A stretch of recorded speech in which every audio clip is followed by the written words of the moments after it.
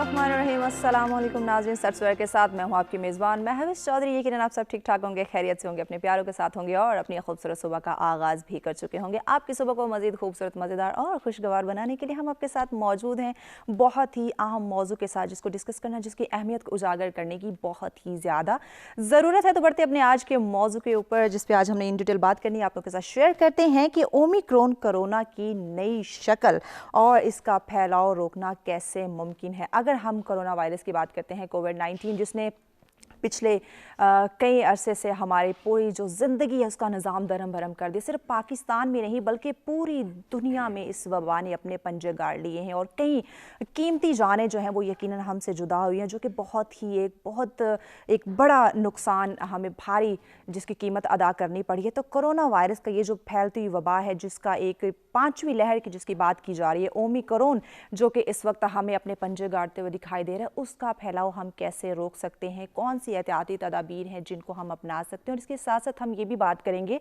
इसका फैलाव रोकने के साथ साथ ये ओमिक्रॉन जो है इस वक्त जो अपने पंजे गाड़ने जिसने शुरू किए हुए हैं, इसकी वजह से हमें कौन से भारी नुकसानात उठाने पड़ सकते हैं। और अगर आज की हम बात करें, मैं आ रही थी, मैं न्यूज़ सुन रही थी जिसमें कहा जा रहा है जहाँ के इस्लामाबाद में कम से कम 3 केसेस सामने आए, और अगर हम पूरे पाकिस्तान की बात करते हैं तो कम से कम 78 जो मस्बत केसेस की शरह है वो हमें देखने को मिली है। तो कहा जा रहा है कि आने वाला साल जो है 5वीं लहर का हमें सामना करना पड़ सकता है। तो किस तरह हम 5वीं लहर को जो है उसका सामना करने के लिए, ख़ुद को बचाने के लिए, अपने आप को महफूज रखने के लिए, अपनी फैमिली को सेफ सिक्योर रखने के लिए, अपने मुल्क को सेफ सिक्योर करने के लिए क्या एहतियाती तदाबीर अपना सकते हैं। और इसके साथ साथ जो हमें तालीमी सतह पे अगर देखें तो बहुत भारी नुकसान उठाना पड़ सकता है। जहां हमने पहले इतने मुश्किल से अपने आप को कवर किया, तालीमी निज़ाम जो हमारा एक ऑनलाइन सिस्टम पे हम बिल्कुल ट्रांसफ़र हो गए, जो कि एक नई चीज़ थी हमारे लिए।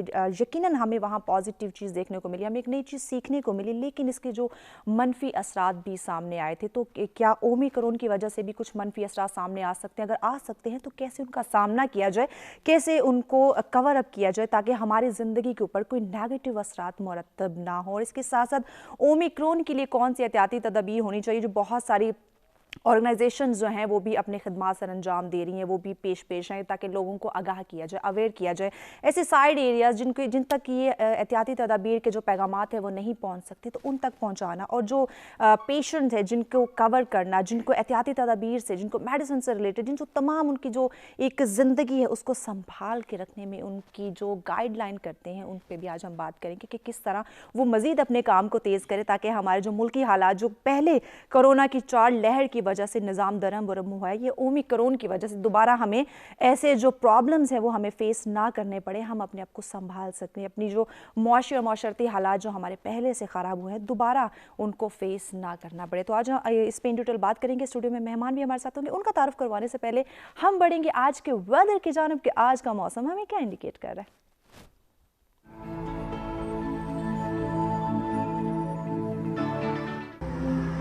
जी, सबसे पहले बात करते हैं इस्लामाबाद की, जहां ज़्यादा से ज़्यादा 17 डिग्री सेंटीग्रेड और कम से कम 4 डिग्री सेंटीग्रेड। और रुक करते हैं लाहौर का, जहां ज़्यादा से ज़्यादा 16 डिग्री सेंटीग्रेड और कम से कम 5 डिग्री सेंटीग्रेड।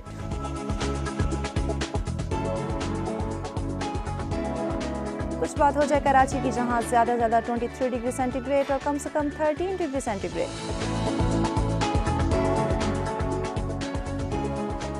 पेशावर का अहवाल आपको बताते चलें, जहां ज़्यादा से ज़्यादा 17 डिग्री सेंटीग्रेड और कम से कम 4 डिग्री सेंटीग्रेड। बात करते हैं कोयटा की, जहां ज़्यादा से ज़्यादा 13 डिग्री सेंटीग्रेड और कम से कम 3 डिग्री सेंटीग्रेड।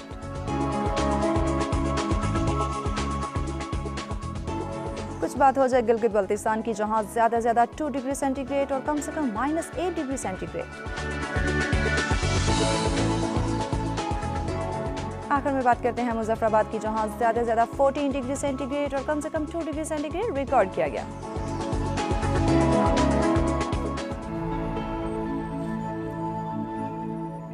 जी, वेलकम बैक नाज़रीन। ये जानिए आपने मौसम की सूरत हाल। हमेशा हम बात करते हैं कि जब आप बदलते मौसम को एंजॉय करना चाहते हैं, इस खुशगवार मौसम से लुत्फ़अंदोज़ होना चाहते हैं, क्या ही बात है अगर हमारे ज़िंदगी का मौसम भी खुशगवार रहे और इस खुशगवार मौसम को हम लुत्फ़अंदोज़ इससे होते रहे, तो यकीनन ये तभी मुमकिन है जब हम अपनी सेहत का ख्याल रखते हैं, अपनी ज़िम्मेदारियों को समझते हैं और बर वक्त उनको अदा भी करते हैं। अब बढ़ते हैं स्टूडियो में मौजूद अपने मेहमानों की जानब उनका तारुफ करवाते हैं ताकि जल्द अज जल्द अपने आज के मौजू पर इन डिटेल गुफ्तगू का आगाज़ किया जाए। जी, सबसे पहले जिन्होंने हमें ज्वाइन किया, जी आप health public expert medical coordinator हैं और मेडिसिन दो मुंडे से आपका ताल्लुक है, डॉक्टर आदिल यूनुस साहब। अस्सलाम वालेकुम। जी, अस्सलाम वालेकुम। कैसे आप? खैरियत से हैं? तो सच सर में खुशामदीद कहेंगे आपको। Thank you. जी, उनके साथ तशरीफ़ फरमाएं आप माहिर तालीम है, चीफ एग्जीक्यूटिव एंड प्रिंसिपल हैं एम स्कूल एंड कॉलेज के, सैयद इम्तियाज़ अली रिजवी साहब। अस्सलाम वालेकुम सर, कैसे आप? खैरियत से? सत्सवरा में आपको भी खुशामदीद कहेंगे। आप मौजूद मेहमानों का शुक्रिया, आपने हमें ज्वाइन किया। और नाज़रीन, आज के मौजू पे अगर आप हमें ज्वाइन करना चाहें, अपनी राय का इजहार करना चाहें या फिर हमारे मेहमानों से कोई बात करना चाहें तो लाइव कॉल के जरिए ज्वाइन कर सकते हैं। नंबर आपकी स्क्रीन पे दिए जा रहे हैं। इसके साथ साथ ओवरसीज़ पाकिस्तानी भी पार्टिसिपेट कर सकते हैं, अपनी राय का इजहार करना चाहते हो या फिर आज के मौजू से रिलेटेड हमारे मेहमानों से कोई बात करना चाहते हो तो लाइव कॉल के जरिए ज़रूर ज्वाइन कीजिएगा। नंबर आपकी स्क्रीन पर दिए जा रहे हैं। जी डॉक्टर आदिल साहब, आपकी तरफ बढ़ते हैं। ओमिक्रॉन कोरोना की एक शक्ल, ये क्या है? क्या ये कोविड-19 की ही एक शक्ल है या कुछ नया वायरस जो है वो हमें देखने को मिल रहा है? एक्सप्लेन कीजिए प्लीज़। बिस्मिल्लाहिर्रहमानिर्रहीम। पहले तो मैं ये बता दूं कि जब से पाकिस्तान में बल्कि पूरी दुनिया में कोरोना वायरस की जो पेंडेमिक फैली है उसमें पाकिस्तान भी इफ़ेक्ट हुआ है और पाकिस्तान में इसका आगाज़ जो है ना ऑफिशियली उन्होंने डिक्लेयर कर दिया था अप्रैल 2020 में। तो शुरू में जो वेरिएंट था वायरस है, इसकी खासियत ये है कि ये वक्त के साथ साथ अपनी जब इसकी रेप्लिकेशन होती है तो अपनी हैयत और जो नेचर है वो चेंज करता रहता है। तो शुरू से हम देखें अभी हम जो एविडेंसेस आ रहे हैं वो ओमिक्रॉन वेरिएंट है। उससे पहले वो डेल्टा था जो इंडिया से स्टार्ट हुआ था, वहाँ से उसकी मैसिव रेप्लिकेशन हुई, फिर पूरी दुनिया में फैला और रिसेंटली ओमिक्रॉन जो वेरिएंट है ये साउथ अफ्रीका से जो उसके एविडेंसेस है हमें बताते हैं कि वहाँ से ये स्टार्ट हुआ और वहाँ से फिर पूरी दुनिया में फैला। अभी अगर हम करंट सिचुएशन देखें तो ये पूरे यूरोप अमेरिका में इसका जो है ना पूरी तरह ये डोमिनेंट जो वेरिएंट है इस वक्त ओमिक्रॉन वायरस है। पाकिस्तान में भी जैसे आपने बताया कि कराची से ये स्टार्ट हुआ था, वहाँ पे पहला केस कंफर्म हुआ, फिर चंद दिन पहले लाहौर में भी ये केसेस डिटेक्ट हो गए। इवन इस्लामाबाद में 3 केसेस देखने को मिल गए। तो कहने का मकसद ये है कि ये आहिस्ता आहिस्ता जब एक केस आएगा तो ये फिर आहिस्ता आहिस्ता फिर ये अपने रेप्लिकेशन होगी, एक इंसान से दूसरे इंसान में जब जाएगा तो इसका फिर फैलाव बढ़ता जाएगा। अभी अगर हम देखें इस स्टेज पे तो अल्हम्दुलिल्लाह ये ओमिक्रॉन वेरिएंट से पहले भी हमारे यहाँ कोई इतनी बहुत ज़्यादा सीरियस कंडीशन नहीं थी एज़ कम्पेयर टू दूसरे मुल्कों में। तो अगर हम इस ओमिक्रॉन वायरस की प्रॉपर्टीज़ देखें तो ख़दशा ये है कि इसकी जो हैयत है वो ये है कि ये तेज़ी से फैलता है, बहुत तेज़ी से फैलता है। पहला जो वेरिएंट था उससे कुछ 10 गुना इसकी ज़्यादा रेप्लिकेशन या ट्रांसमिशन होती है लोगों में। तो खदशा ये है कि पाकिस्तान में भी जैसे पब्लिक हेल्थ स्पेशलिस्ट एंटिसिपेट कर रहे हैं कि तकरीबन फरवरी में नेक्स्ट ईयर ये फिर एक हम 5वीं वेव की तरफ हम जाएंगे। ये पीक पकड़ सकता है, पीक पकड़ सकता है।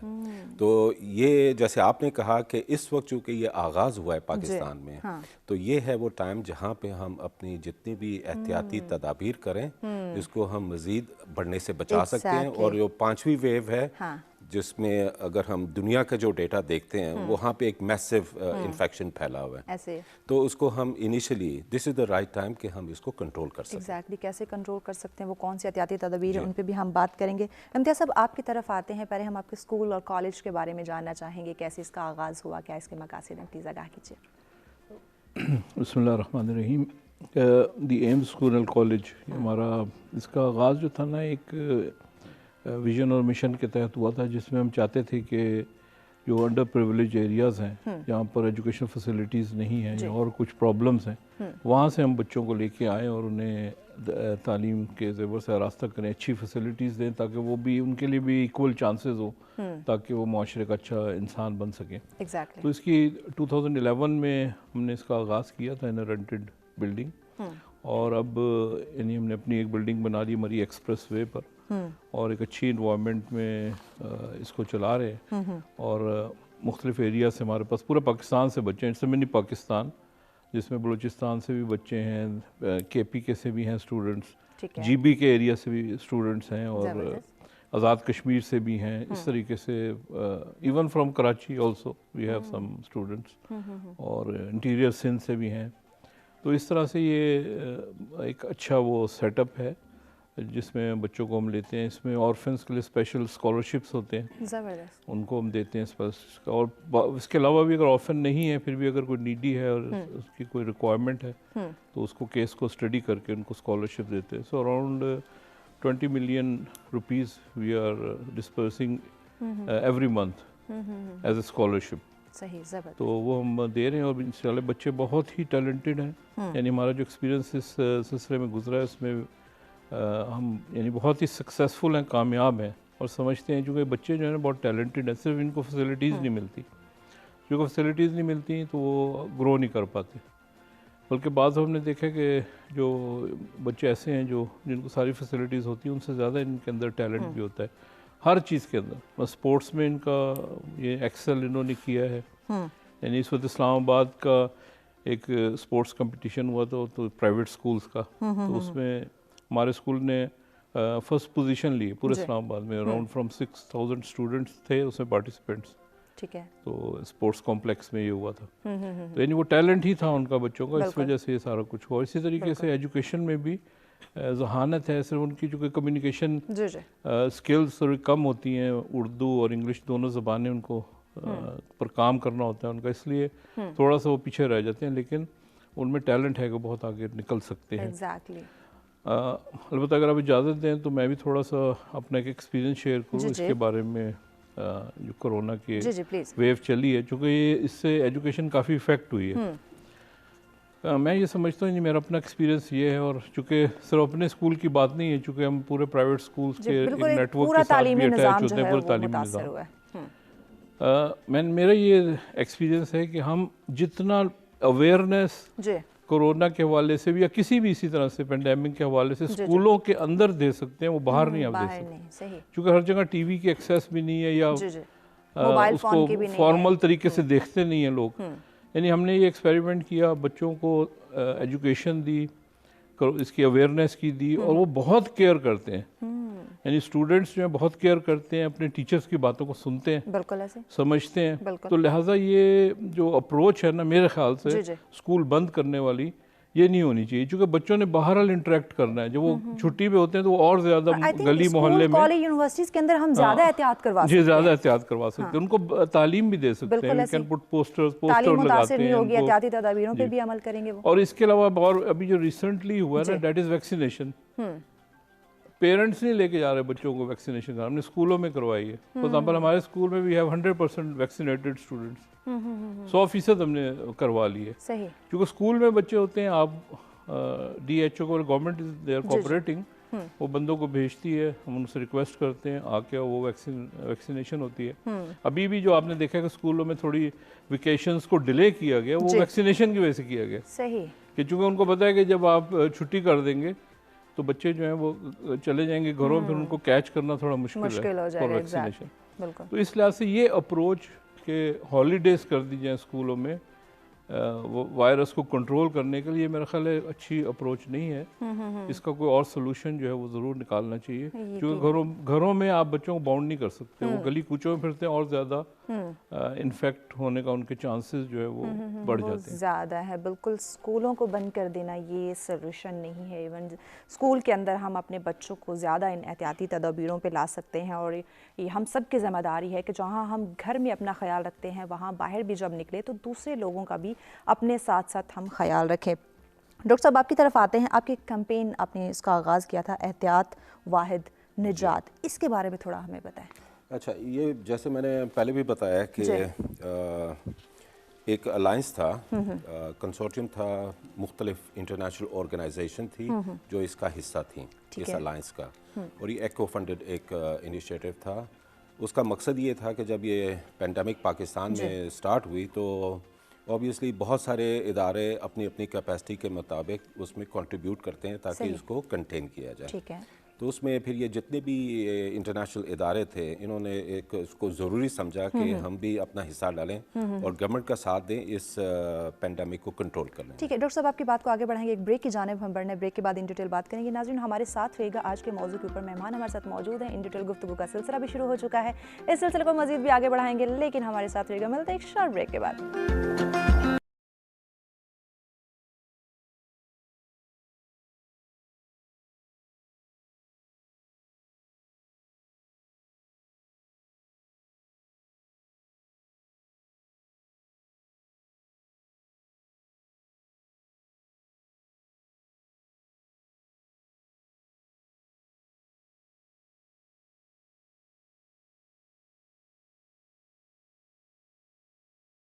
जी वेलकम बैक नाज़रीन, सट्सवेरा में आप तमाम देखने वालों को कहेंगे खुशामदीद। हमारा आज का मौजू जिस पर डिटेल गुफ्तगू का सिलसिला जारी है। अगर आप भी हमें आज के मौजू पे ज्वाइन करना चाहें तो लाइव कॉल कीजिए, ज्वाइन कर सकते हैं, नंबर आपकी स्क्रीन पे दिए जा रहे हैं। जी डॉक्टर साहब, आप अपनी बात कंटिन्यू जी, जैसे मैं बता रहा था कि ये एक कैंपेन थी, अलायंस था, ये कोविड रिस्पांस के सिलसिले में गवर्नमेंट के को हमने सपोर्ट किया।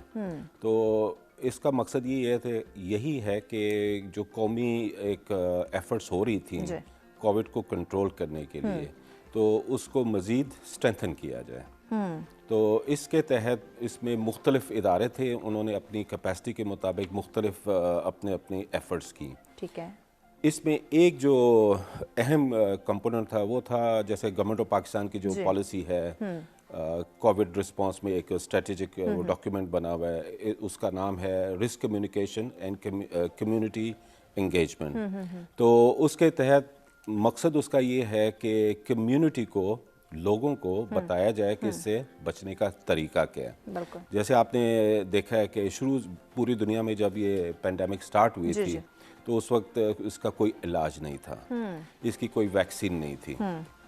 तो वक्त के साथ साथ चीज़ें इवॉल्व हुई, डेटा आया, तो उसकी बेस पे रिसर्च हुई, तो अभी हमारे पास वो वैक्सीन है। अभी भी हमारे पास जो डेटा है, जो इंटरनेशनल हमारे पास डेटा है, उसको एनालाइज करें तो पता चलता है कि vaccine is still not a final solution. उससे बचने के लिए वैक्सीन फिर भी मुकम्मल एहतियात या उसका इलाज नहीं है। सही। जो बेसिक चीज़ है वो क्या है? एहतियात। एहतियात में जैसे ये हमारी कैंपेन का हिस्सा है, एहतियात वाहिद निजात। तो उसका कहने का मकसद यही है कि जितनी भी हम एहतियाती तदाबीर करेंगे हम कोरोना वायरस के इन्फेक्शन से बच सकेंगे। उसमें एक वैक्सीन वो भी शामिल है इसमें, जैसे पाकिस्तान में मुख्तलिफ वैक्सीन रजिस्टर्ड हैं और उसकी फ़र्स्ट डोज और सेकेंड डोज भी लोगों को लग रही है। उसके अलावा ये थर्ड डोज जिसको बूस्टर का कहा जा रहा है कि वो काफी अभी वो बूस्टर की तरफ भी जा रहे हैं। ठीक है। लेकिन अगर हम ओमिक्रॉन वायरस का इन्फेक्शन है ग्लोबली अगर देखें तो उसमें 90%, मैं यूके की बात कर रहा हूँ, लेटेस्ट उनका वो डेटा है कि 90% जो हॉस्पिटल एडमिशंस हैं वो हैं जिनको फर्स्ट एंड सेकंड भी लगी है, अभी उनको बूस्टर नहीं लगी डोज। ठीक है।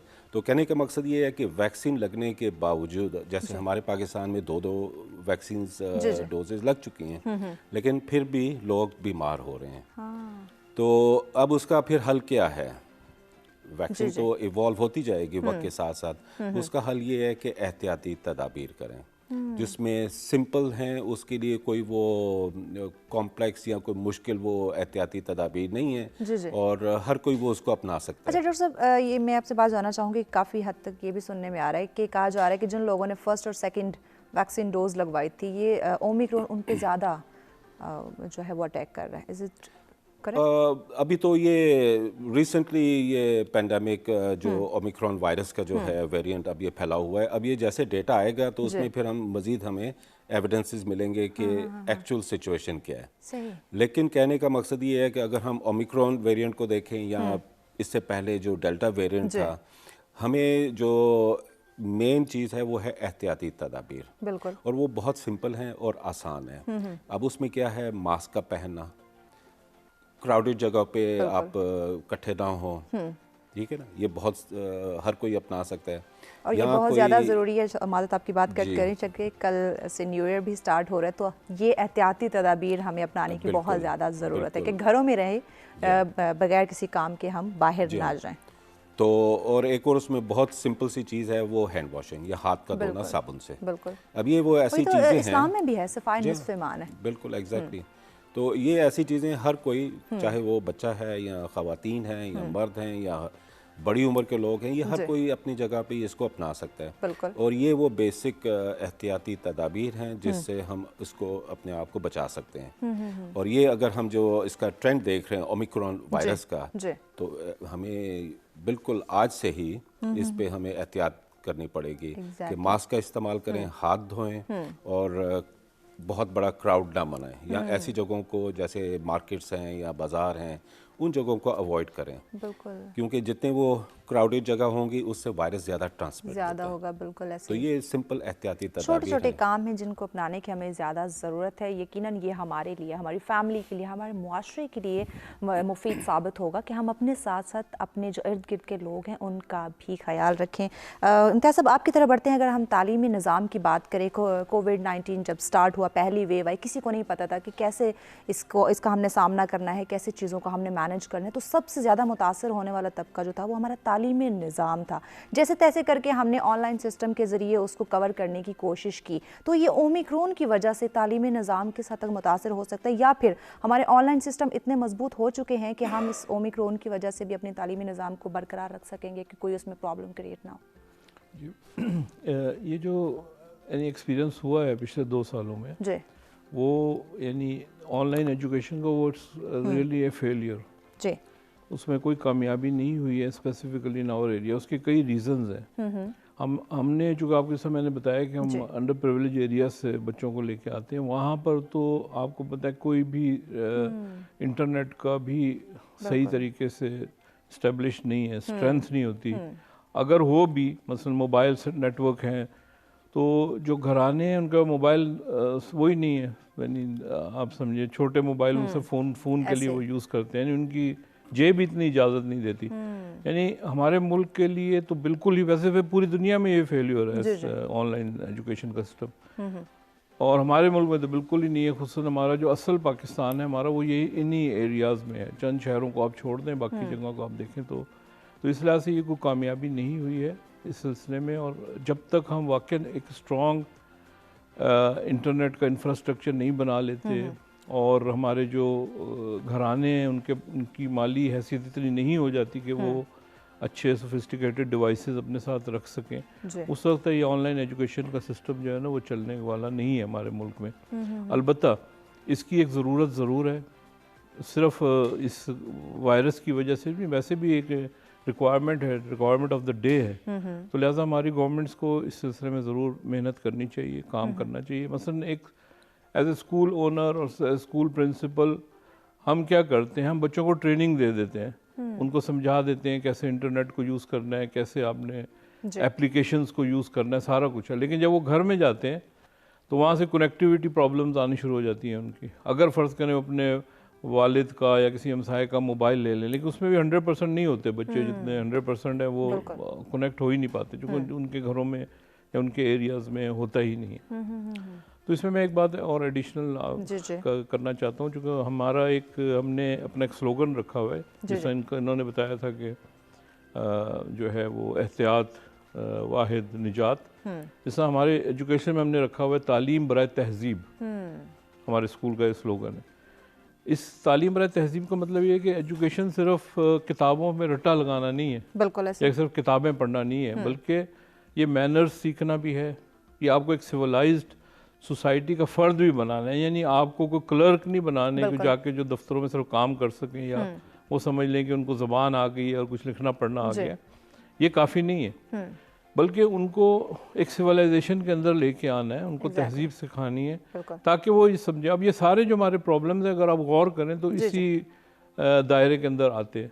क्योंकि अगर सिविलाइज सोसाइटी हो तो आपने एक इंस्ट्रक्शंस दी, आपके टीवी से भी नशर हो गई, या मसलन गवर्नमेंट के किसी बड़े डिग्निटी ने को बात कर दी तो सब ने उसको फॉलो करना शुरू कर दिया।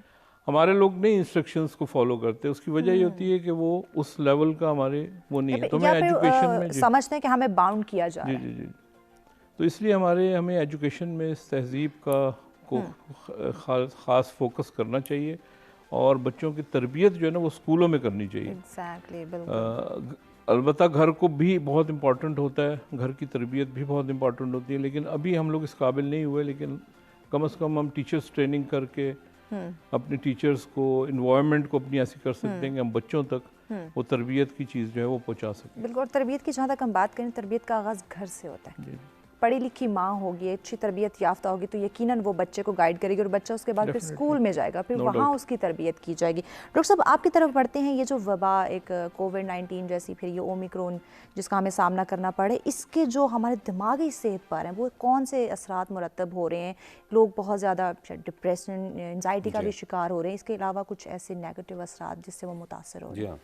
अच्छा, ये जब से ये पूरी दुनिया में कोरोना की जो वबा फैली है, तो इसका जो है ना बहुत ज़्यादा, एक तो जो बीमार हुए हैं, बीमारी की वजह से जो उनके जिस्म पे असर थे वो एक जगह पे थे, या जो सीरियस हुए वो हॉस्पिटलाइज हुए और रिकवर कर गए या उनकी डेथ्स हो गई। ठीक है। इसके अलावा जितने भी लोग इसके अलावा थे, तो हमें ये देखा गया है कि इस तरह की जो वबाएं आती हैं ना, तो वहाँ पे चूँकि ये दुनिया में फर्स्ट टाइम इस मैसिव, इससे पहले वो एक इन्फ्लुएंजा वायरस की एपिडेमिक हुई थी, तो ये उसके बाद जो है ना ये एक मैसिव वबा पूरी दुनिया में फैली है। बिल्कुल। तो जब ये वबा फैली थी तो उस वक्त जो है ना किसी किस्म की इंफॉर्मेशन नहीं थी, कोई साइंटिफिक नॉलेज नहीं था, किसी किस्म का डेटा अवेलेबल नहीं था, और ये भी पता था कि जितने भी हेल्थ प्रोफेशनल्स हैं कि इसका इलाज कुछ भी नहीं है। वैक्सीन भी तो बाद में कुछ 6-7 महीने के बाद आई। तो वो सिचुएशन ऐसी थी कि एक खौफ था लोगों में, एक खौफ था और बहुत बड़ा स्ट्रेस था कि ये ना जाने क्या होगा, हम आगे कैसे जिंदा रहेंगे, या अगर हो गया तो बचेंगे या नहीं बचेंगे। तो ये एक बहुत बड़ा खौफ था, उसका बहुत ज़्यादा नेगेटिव असर पड़ा लोगों के जहनों पे। ये एक वजह थी। ठीक है। इसके अलावा जब ये पूरी दुनिया में फैली बीमारी, पाकिस्तान में भी हम उसी वेव में गए हैं, तो उसका नतीजा ये था कि शुरू में गवर्नमेंट ने 3 महीने के लिए वो एक लॉकडाउन वाली सिचुएशन पैदा की। सही। ये एक कंपल्शन भी थी क्योंकि और कोई रास्ता नहीं था इसको रोकने का। तो जब ये लॉकडाउन भी किया गया, उसके बाद फिर एक और स्ट्रेटजी स्मार्ट लॉकडाउन या माइक्रो लॉकडाउन की तरफ हम गए, तो उसका नतीजा ये हुआ कि लोगों के रोज़गार के जो ज़राए थे वो बहुत ज़्यादा मुतासर हुए। एग्जैक्टली। लोगों ने, उनकी जो इकोनॉमिक कंडीशन थी वो बहुत ज़्यादा ख़राब हो गई। हर तरह के इदारे, तालीमी इदारे कह लें, सनती इदारे कह लें, दफातर, वहाँ पे भी जो है ना बहुत ज़्यादा पाबंदियाँ थी या बंद कर दिए गए थे। अब उसमें क्या था कि सब घरों में महसूर थे। तो इस सिचुएशन में एक वो बीमारी का जिसका एक हमें पता नहीं था कि ये किस तरफ जाएगी और हमारे साथ क्या होगा, प्लस इकोनॉमिक जो उसका बर्डन था लोगों पे, उसका बहुत ज़्यादा नेगेटिव हुआ।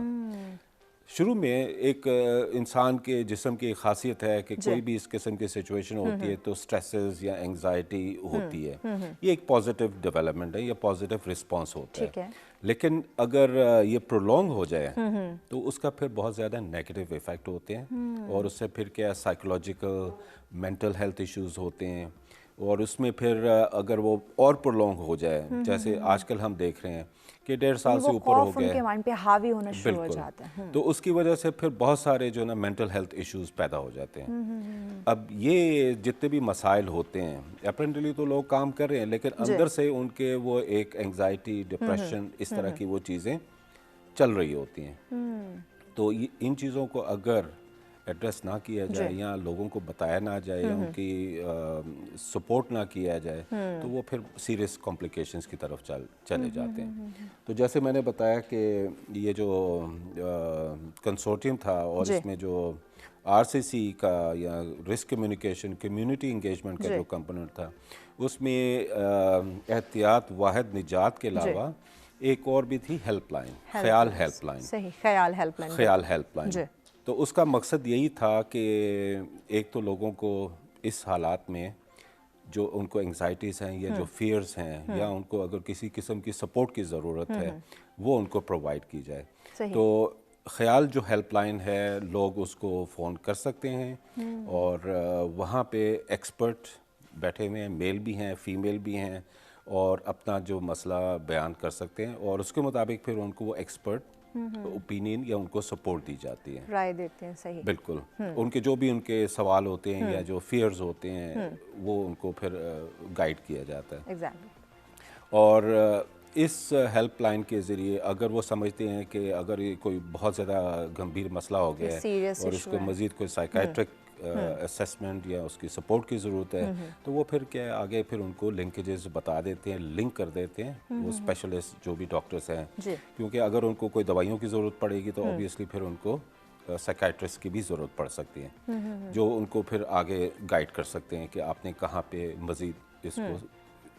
अच्छा डॉक्टर साहब, कैसे हम अब मज़ीद लोगों को अवेयर कर सकते हैं, क्योंकि हमारे बहुत सारे ऐसे लोग थे जो पहले तो कोविड-19 जब आया वो मानते ही नहीं थे, कहते थे कि ये सिरे से है ही नहीं, एक वबा है, बस एक लोगों को परेशान डिप्रेशन का शिकार बनाने के लिए। तो आप क्या समझते हैं कैसे लोगों को आगाह किया जाए? जैसे गवर्नमेंट की जानिब से काफ़ी स्टेप लिए गए, हम कॉल करते हैं वहाँ पे हमें आगाह किया जाता है और भी बहुत सारी जगहों पे ऐसी अनाउंसमेंट करवाई जाती हैं। तो इसके अलावा जो साइड एरियाज़ हैं उनको कैसे आगाह किया जाए, कैसे अवेयर किया जाए इस वायरस से?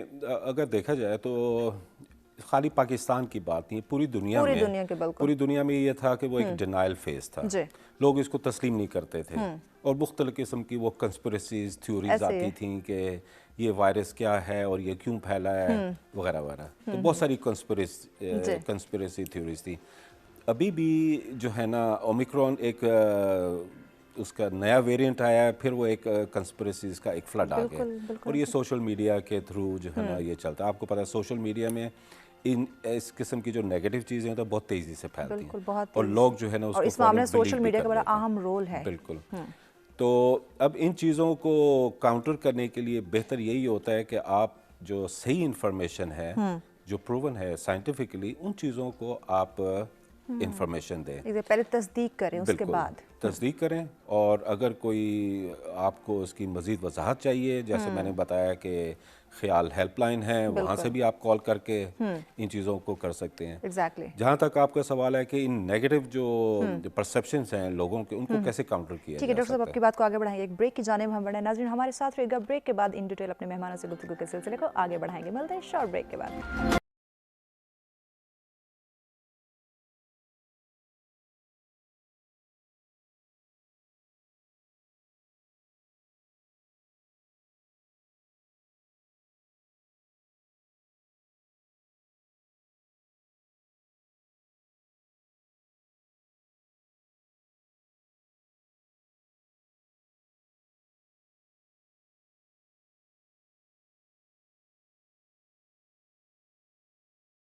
वेलकम बैक नाज़रीन, सर आप तमाम देखने वालों को कहेंगे खुशामदीद। हमारे आज के मौजू पे इंडिविजुअल गुफ्तगू का सिलसिला जारी है। अगर आप भी हमें ज्वाइन करना चाहें तो लाइव कॉल कीजिए, ज्वाइन कर सकते हैं, नंबर आपकी स्क्रीन पे दिए जा रहे हैं। जी डॉक्टर साहब, आपकी तरफ बढ़ते हैं। ब्रेक पे जाने से पहले आपसे बात की जा रही थी कुछ नेगेटिव चीज़ों के हवाले से आप बयान करते हैं। जी कंटिन्यू कीजिए। अच्छा, उसमें जैसे मैं ये बता रहा था कि बहुत सारे वो लोगों की जो है ना नेगेटिव इन्फॉर्मेशन होती है, उनके फिर वो एक परसेप्शन बन जाती है और उसकी वजह से फिर वो एक डिनाइल फेज होता है, लोग उस चीज़ को एक्सेप्ट नहीं करते।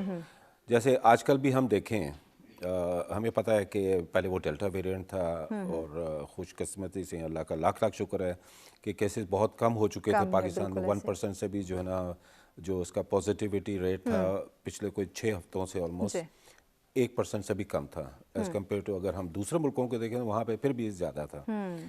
तो अब उसमें ये है कि लोगों को इस स्टेज पे ये एक बिल्कुल सही इन्फॉर्मेशन देनी चाहिए जिस पे वो उसको एक्सेप्ट करें कि ये एक हकीकत है और इससे बचाव के लिए जो है ना बहुत एहतियाती तदाबीर करनी पड़ेंगी। और ये इन्फॉर्मेशन जो है ना मुख्तलिफ तरीक़ों से हम अपने जो प्लेटफॉर्म्स हैं, सोशल मीडिया का प्लेटफॉर्म है या प्रिंट है या इलेक्ट्रॉनिक मीडिया है, उसके थ्रू ये सारी इन्फॉर्मेशन हम दे रहे हैं। exactly. और ये जो ख्याल हेल्पलाइन है ये भी एक उसी का एक ज़रिया है कि अगर किसी को किसी किस्म की भी इंफॉर्मेशन चाहिए या उसका कोई एक नफ्सियाती कोई मसला है या वो अगर समझता है ख़ुद उसको कोई प्रॉब्लम है या घर के दूसरे अफराद को है, तो ऑनलाइन आके वो डिस्कस कर क्योंकि इस सकते हैं। वबा की वजह से और भी बेशुमार बीमारियों ने जन्म लिया है। इम्तियाज़ साहब, आपकी तरफ बढ़ते हैं। हम तालीमी निज़ाम की बात करें तो कोविड-19 के अंदर तालीमी निज़ाम बहुत मुतासर हुआ, और अगर हम आज के स्कूल्स को देखें तो उनका एक इन्वायरमेंट बहुत कंजेस्टेड होता है, उनको नेचर, एक खुली फ़िज़ा भी मैसर नहीं, जबकि कोविड-19 के लिए आपको नेचर के पास रहना, खुली फ़िज़ा का होना भी बहुत ज़्यादा ज़रूरी है। क्या कहते हैं? जी बिल्कुल, ये बात बड़ी अहम है, और जिस तरह से जो एहतियाती तदाबीर हैं इस सिलसिले में वो यही है कि इंसान कंजस्टेड एरियाज़ में ना रहे या गैदरिंग ऐसी ना हो। यानी हमारे यहाँ बहुत सारे स्टैंडर्ड्स बने ही नहीं है, जिसमें से एजुकेशन स्टैंडर्ड्स भी नहीं है। हमारे यहाँ कोई स्कूलों को नहीं देखा जाता कि वो कहाँ बनाए जा रहे हैं। ज़्यादातर स्कूल जो हैं अभी भी जो रेजिडेंशियल एरियाज़ में या रेजिडेंशियल बिल्डिंग्स में, जबकि स्कूल के लिए एक पर्पस बिल्ड बिल्डिंग होनी चाहिए, उसके ख़ास एक साइज़ होना चाहिए। मतलब हमने इस चीज़ का ख्याल रखा है कि हमने स्कूल की तामीर ऐसी की है कि जो इंटरनेशनल स्टैंडर्ड्स पे है। ठीक है। यानी साइज़ जो है वो क्लासरूम का उस हिसाब से होना चाहिए, कॉरिडोर्स का उस हिसाब से होना चाहिए, लैब्स, फिर प्ले ग्राउंड्स हैं, बाकी चीज़ें, ये इसी बेस पर स्कूल की जो है वो कंस्ट्रक्शन होनी चाहिए, स्कूल बनने चाहिए। अलबत्ता ये एक अपनी जगह एक ये भी एक रियलिटी है कि यानी चूँकि ऊपर की सतह पे, गवर्नमेंट की सतह पर इस तरफ तवज्जो नहीं दी जाती एजुकेशन की तरफ, तो फिर वो प्राइवेट सेक्टर आके उसको फुलफिल करता है। मतलब उनको भी मैं कंडेम नहीं करना चाहता यहाँ पर, मतलब उनकी भी एक कंट्रीब्यूशन है कि बच्चे बजाय इसके कि कुछ भी ना पढ़ें वो उन छोटे स्कूल, लेकिन इसके आप इम्पैक्ट देखें ना क्या, ये हमें समझना चाहिए। खुसूसन अगर आज आपका प्रोग्राम इस हवाले से, तो ये भी हमें हम देखें कि कंजेस्टेड एरिया में है। बल्कि ये तो मैं आप घरों में भी लोगों के जाए ना, छोटा सा घर है, 2 कमरे का घर है, वो 15-15 आदमी रहते हैं, और ये बड़ी एक हमारी एक प्रॉब्लम है। इसमें हमें इसका सोल्यूशन ज़रूर करना चाहिए। आप मार्केट्स में लोगों को जाने को मना करते हैं फ़लाँ जगह, लेकिन आप रेजिडेंशियल एरियाज़ में जाएं, खुसूसन ये जो मैंने कहा रिमोट एरियाज़ हैं या ऐसे एरियाज़ हैं जहाँ गरीब लोग रहते हैं, तो वहाँ पर तो गली, छोटी सी गली होती है, और चलने वाले लोग इतने ज़्यादा होते हैं कि आपको बचाना बहुत मुश्किल होता है। तो लिहाजा हमें वाकई एक लॉन्ग टर्म इस सोल्यूशन इसका करना चाहिए। हमारी कोशिश ये स्कूल का कम से कम जो हम इन्वायरमेंट लोगों को दें वो अच्छी जगह पे है, जैसे मरी एक्सप्रेस वे पर एक हिल है। जो घरों के अंदर स्कूल बनाए गए, वहाँ बच्चों की फिजिकल एक्टिविटीज नहीं करवा सकते, कुछ नहीं हो पाती।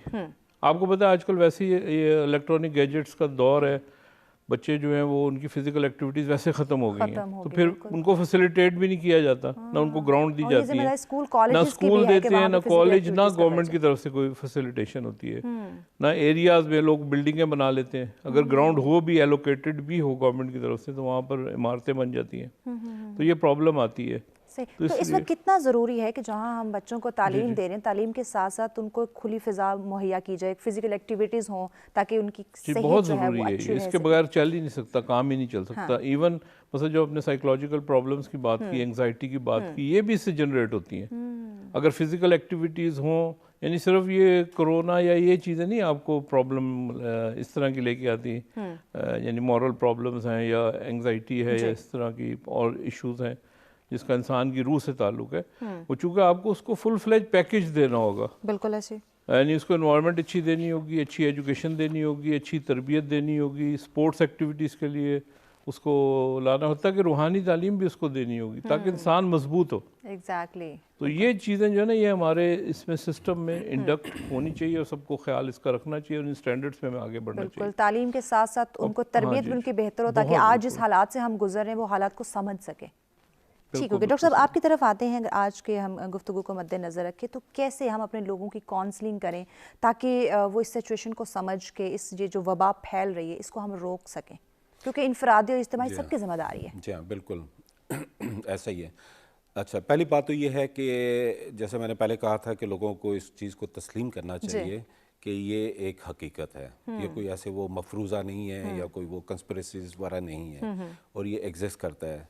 पाकिस्तान में भी हम देखें पूरे एक फेज से गुजरे हैं जिसमें बहुत सारे लोग इसमें बीमारियों में मुब्तला भी हुए हैं और अनफॉर्चुनेटली ज़िंदगी से भी हाथ धो बैठे हैं। तो फिर हम दुनिया में देखते हैं तो यही सिचुएशन वहाँ पे थी, कुछ मुल्कों में ज़्यादा था, कुछ में कम था। और जैसे हमने ये पूरे 1.5 साल में ये देखा कि इस वबा की वजह से लोगों में जो है ना ये मेंटल हेल्थ जो बीमारियां हैं ये बहुत ज़्यादा शराब बढ़ गई है। उसका तरीका यही है हल करने का कि उसको टाइमली आप उसको कंसल्ट करें, जिस किस्म की आपको सपोर्ट चाहिए वो आप उसको हेल्प लें। और जो अगर आपको बहुत सारी बीमारियां हैं कि आप काउंसलिंग से अगर आप डिस्कस करते हैं तो वो मसले हल हो जाते हैं। जैसे वो कोई फियर्स हैं या कोई एंग्जाइटीज़ हैं या किसी को कोई गाइडेंस चाहिए। स्टार्ट में ये वायरस आया था लोग डिस्कस नहीं करते थे, अगर कोई हल्का सा बीमार भी है तो वो बताता नहीं था, इतने लोग डर चुके थे। बिल्कुल, वो खौफ की हद तो ये थी ना, आप तो वो शेयर करने वाली बात करते हैं, लोग एक दूसरे को हाथ नहीं लगाते थे, एक दूसरे से पीछे हटते थे। अगर कोई इत्तफाकी हाथ भी लग जाता था तो पता नहीं वो उसकी नींदें उड़ जाती थी कि मुझे पता नहीं क्या हो जाएगा। तो ये खौफ का आलम था। तो वक्त के साथ साथ अब इंसान की भी आप देखें सोच जो है ना वो इवॉल्व हुई है। अब हम थोड़े से वो एक कह लें कि बेखौफ हो गए हैं। उसका नतीजा आप देखते हैं कि जब आप बाहर निकलते हैं तो आपको कहीं पे वो मास्क लोग पहनते नहीं हैं, या जो सोशल गैदरिंग्स हैं या ब्याह शादियाँ हैं वहाँ पे भी लोग बगैर एहतियाती तदाबीर के वो उसमें जा रहे हैं। यानी लोग आज को समझ रहे हैं कि हम वैक्सीनेटेड हैं तो हमें अब ये वायरस नहीं लग सकता। जी हाँ, बिल्कुल, वो उनका ये परसेप्शन है। वक्त के साथ साथ उनका परसेप्शन जो है ना वो चेंज हो रहा है। कहने का मकसद ये है कि ये हकीकत है, इसको हमने एहतियात अभी करनी है। जैसे अभी हम देख रहे हैं कि पूरी दुनिया में उसका क्या नतीजा हो रहा है। पाकिस्तान में आज से ये आगाज़ हो गया है और ये उसको एंटिसिपेट करें कि फरवरी में तकरीबन पाकिस्तान में ये पीक चढ़ेगी, यानी कि आगाज़ हो चुका है। अगर अभी से हमने कंट्रोल नहीं किया तो ये 5वीं लहर पीक पकड़ सकती है। तो उसका हल यही है कि इसी स्टेज पे हम जितनी भी एहतियाती तदाबीर हैं उस पर अमल करें और ख़ुद भी बचें, अपने घर वालों को भी बचाएं। यही करने से फिर क्या होगा कि वो जो एक बहुत हार्श किस्म की जो रिस्ट्रिक्शंस फिर गवर्नमेंट को लगानी पड़ती हैं, जैसे तालीमी इदारे बंद कर दिए या बाज़ारों पे वो एक पाबंदियाँ लग जाती हैं या स्मार्ट लॉकडाउन्स इम्पोज होते हैं या और इस तरह की दफ्तरों में पाबंदियाँ लग जाती हैं, वो फिर हम उस स्टेज पे ना पहुँचे, ताकि अगर ये ओमिक्रॉन अगर ट्रांसमिशन हो रही है उसको किसी हद तक हम एक लिमिटेशन के अंदर हो, बिल्कुल, यानी एक वो मेगा स्केल पे या एक मैसिव किस्म की वो ट्रांसमिशन ना हो। अगर बहुत ज़्यादा होगी तो ऑब्वियसली लोग बीमार होंगे और फिर दूसरा हमारे जो हॉस्पिटल्स हैं उन पे भी लोड बढ़ेगा, बर्डन आएगा। बिल्कुल, ये हमने जैसे पहले भी देखा था कि पाकिस्तान में भी जब ये बहुत ज़्यादा ये डेल्टा वेरिएंट की वो ट्रांसमिशन हुई थी तो हॉस्पिटल्स पे बहुत ज़्यादा लोड पड़ा था। यानी हॉस्पिटल्स पे जो एसेंशियल दवाइयाँ होगी और ऑक्सीजन कह लें या बेड्स की अवेलेबिलिटी वो नहीं मिल रहे थे, ना सिर्फ पब्लिक सेक्टर में बल्कि प्राइवेट सेक्टर में भी बिल्कुल ऐसे वो उनकी शॉर्टेजेस हो गई थी। बाकी दुनिया में भी हम देखते हैं वहाँ पे तो बहुत ज़्यादा सीरियस क्राइसिस था। तो अगर हम अभी से एहतियाती तदाबीर करेंगे तो हम उस स्टेज पे हरगिज़ नहीं जाएंगे। यकीनन, बिल्कुल ऐसे। इम्तियाज़ साहब आपकी तरफ बढ़ते हैं। जैसे डॉक्टर साहब ने बात की कि स्कूल बंद कर दिए जाते हैं, दफ्तर बंद कर दिए जाते हैं और यही वो अदारे हैं जहाँ पे हम एहतियाती तदाबीर को ज़्यादा फॉलो कर सकते हैं। तो क्या कोविड ज़्यादा हमें यही नज़र आता है? हमारे स्कूल बंद किए गए, हमारे दफातर बंद किए गए, मार्केट्स खुली हैं, मॉल्स खुले हैं, तो कैसे हम अपनी जिम्मेदारियों को समझें, किस तरह हम अपनी काउंसलिंग करें और जो एहतियाती तदाबीर उनको अपनाते हुए इस वायरस के फैलाव को हम रोक सकते हैं? देखिए, इंसान जो है ना वो तजुर्बात से सीखता है और जो बेस्ट प्रैक्टिसेस हैं उसको अपनाता है। अभी ये 2 साल का जो एक्सपीरियंस हुआ है इससे लोगों ने सीखा भी बहुत कुछ है और इसीलिए मैंने ये बात भी शेयर की थी कि मेरी नज़र में ये सोल्यूशन नहीं है कि आप छुट्टियां कर दें। इस वक्त गवर्नमेंट भी ऐसा ही कर रही है। यानी आपने देखा गुज़श्ता साल में बहुत कम स्कूलों में भी छुट्टियाँ की गई हैं, क्योंकि ये एक सोर्स है जहाँ पर आप इंफॉर्मेशन को फ्लो करा सकते हैं और तेजी से स्प्रेड हो सकती और बच्चा जो जब घर जाता है ना, अगर फर्ज करें कि इंफॉर्मेशन स्कूल से ले घर में जाके बताता है, बिल्कुल, तो यानी बच्चा भी एक सोर्स हो सकता है फॉर जैसे training of their parents even, और वो जो भी घर में है उनका पेरेंट्स के अलावा भी जो लोग हैं, क्योंकि आपको वैसे भी मालूम है कि बच्चों की बात भी लोगों को समझते भी हैं, उसका ख्याल भी रखते हैं और बच्चे जो हैं वो जब आगे बढ़ते हैं तो वो इस तरह से करते हैं। बस मैं एक अपना पर्सनल एक्सपीरियंस भी शेयर करना था। साहब ने कहा ना, मैंने वैक्सीनेटेड दोनों वो हो गई थी डोज, उसके बाद मुझे कोरोना हुआ, कोरोना का अटैक हुआ। तो इसलिए हमें ये नहीं समझना चाहिए कि अलबत्ता वैक्सीनेशन बहुत ज़रूरी है, बिल्कुल, इसलिए कि फर्ज करें मैंने जो पर्सनल एक्सपीरियंस है यानी इतना सीवियर किस्म का अटैक नहीं था वो, ठीक है, और वो शायद वैक्सीनेशन की वजह से ही था। इससे वैक्सीनेशन भी करवाएं, ये मैसेज है आपके प्रोग्राम के एंड में। और वैक्सीनेशन करवाने के बाद भी ये ना समझें कि आप वल्नरेबल नहीं हैं या अटैक आप पर नहीं होगा, ये वायरस संगीन है, ये अटैक फिर भी कर सकता है, लिहाजा एहतियाती तदाबीर सबको करनी चाहिए। और ये मैसेज सबके लिए, सब बच्चों के लिए भी है, बिल्कुल बड़ों के लिए भी है, सबको इस बात का जो है वो ख्याल डॉक्टर साहब लास्ट में हमारे नाज़रीन को क्या मैसेज देना चाहेंगे आप? आखिर में मैं जो मैसेज दूंगा वो यही है कि इस स्टेज पे एहतियात बहुत ज़्यादा ज़रूरी, एहतियात करें। और एहतियाती तदाबीर भी हैं, जैसे अभी इन्होंने बताया कि वैक्सीन लगने के बाद भी लोग बीमार होते हैं, तो अल्टीमेटली वो उसका सोल्यूशन नहीं है। सोल्यूशन जो है ना हर इंसान के हाथ में है कि एहतियाती तदाबीर करें, हाथ धोएं बार बार, मास्क पहने, क्राउडेड जगह से परहेज करें और गैर ज़रूरी बाहर जो है वो जाने से बाहर जाने पे भी अपने आप को जी। इम्तियाज़ साहब हमारे नाज़रीन को आप क्या मैसेज देना चाहेंगे? बस ये भी कि ये भी जहन में रखें कि एक दफ़ा अटैक हो गया इसका ये मतलब नहीं कि दोबारा नहीं होगा, दूसरी दफ़ा भी हो सकता है। तो लिहाजा जो लोग ये समझ के कि भाई एहतियात छोड़ देते हैं वो भी एक गलत है। बस मैं एक, अगर आप इजाज़त दें, एक मैसेज ओवरसीज़ का, जो आपने प्रोग्राम जा रहा है, वैसे जब मैं भी ओवरसीज़ था सच टीवी हम भी देखते थे बाहर, तो एक मैसेज देना चाहता हूँ कि जो स्कूल हमारा दिया एम स्कूल एंड कॉलेज, ये जो बोर्डिंग स्कूल है, तो इसमें ओवरसीज़ में भी एक प्रॉब्लम है बच्चों की एजुकेशन का, वहाँ पे लोग बहुत परेशान होते हैं। तो यानी ये हमारा स्कूल है या कोई और इस तरह के स्कूल बनाने चाहिए यहाँ पर, ताकि ओवरसीज़ पाकिस्तानी भी अपने बच्चों को यहाँ भेज सकें और मुतमईन होकर भेजें कि यहाँ पर मसलन तालीम बर तहजीब है, बच्चा जो है वो उनका सही उसकी परवरिश होगी और अच्छे स्टैंडर्ड से होगी। बिल्कुल, तालीम के साथ एक बेहतर तरबियत भी होगी। डॉक्टर आदिल साहब आपका बहुत शुक्रिया, सैयद इम्तियाज़ साहब आपका बहुत शुक्रिया, आपने हमें ज्वाइन किया। नाज़रीन, ब्रेक के बाद हमें और कुछ मौजूद मेहमान ज्वाइन करेंगे, हमारे साथ रहेगा। मिलते हैं ब्रेक के बाद।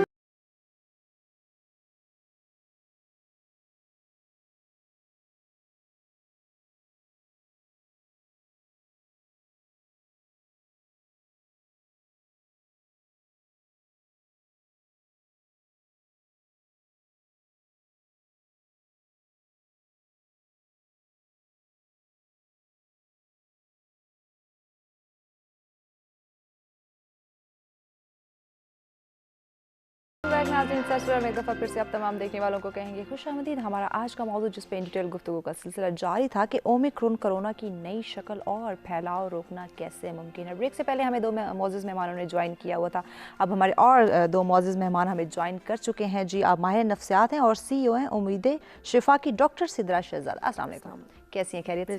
सत्सवेरा में खुशामदीद कहेंगे। और जी, हमारे दूसरे गेस्ट जिन्होंने हमें स्काइप पे ज्वाइन किया है, आप CEO हैं GHSI के, डॉक्टर राना जवाद अहमद साहब। अस्सलाम वालेकुम सर। वालेकुम सलाम जी, कैसे आप? खैरियत से? अल्लाह का शुक्र। जी, बहुत शुक्रिया डॉक्टर साहब, आपने वक्त दिया। सिद्रा साहब, आपकी तरफ आते हैं। ओमिक्रॉन कोरोना की एक नई शक्ल और यकीनन इसके फैलाव को रोकने के लिए हमें हर इंसान को अपनी जिम्मेदारी समझनी होगी। नफ्सियाती तौर पे देखा जाए तो कितना ज़्यादा असरअंदाज हुआ है ये हमारी ज़िंदगी में?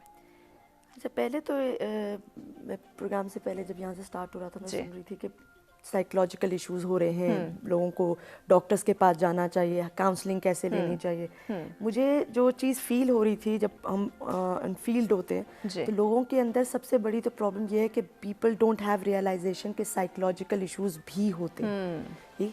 हमें मेडिकल इश्यूज पता है, बुखार हो जाएगा, हमने सोचा कि अच्छा बुखार नहीं करना, फ्लू नहीं होना चाहिए, या आपको जो है वो जिस्म में दर्द होगा तो these are the symptoms of corona के हैं, या ये चीज़ें होनी चाहिए।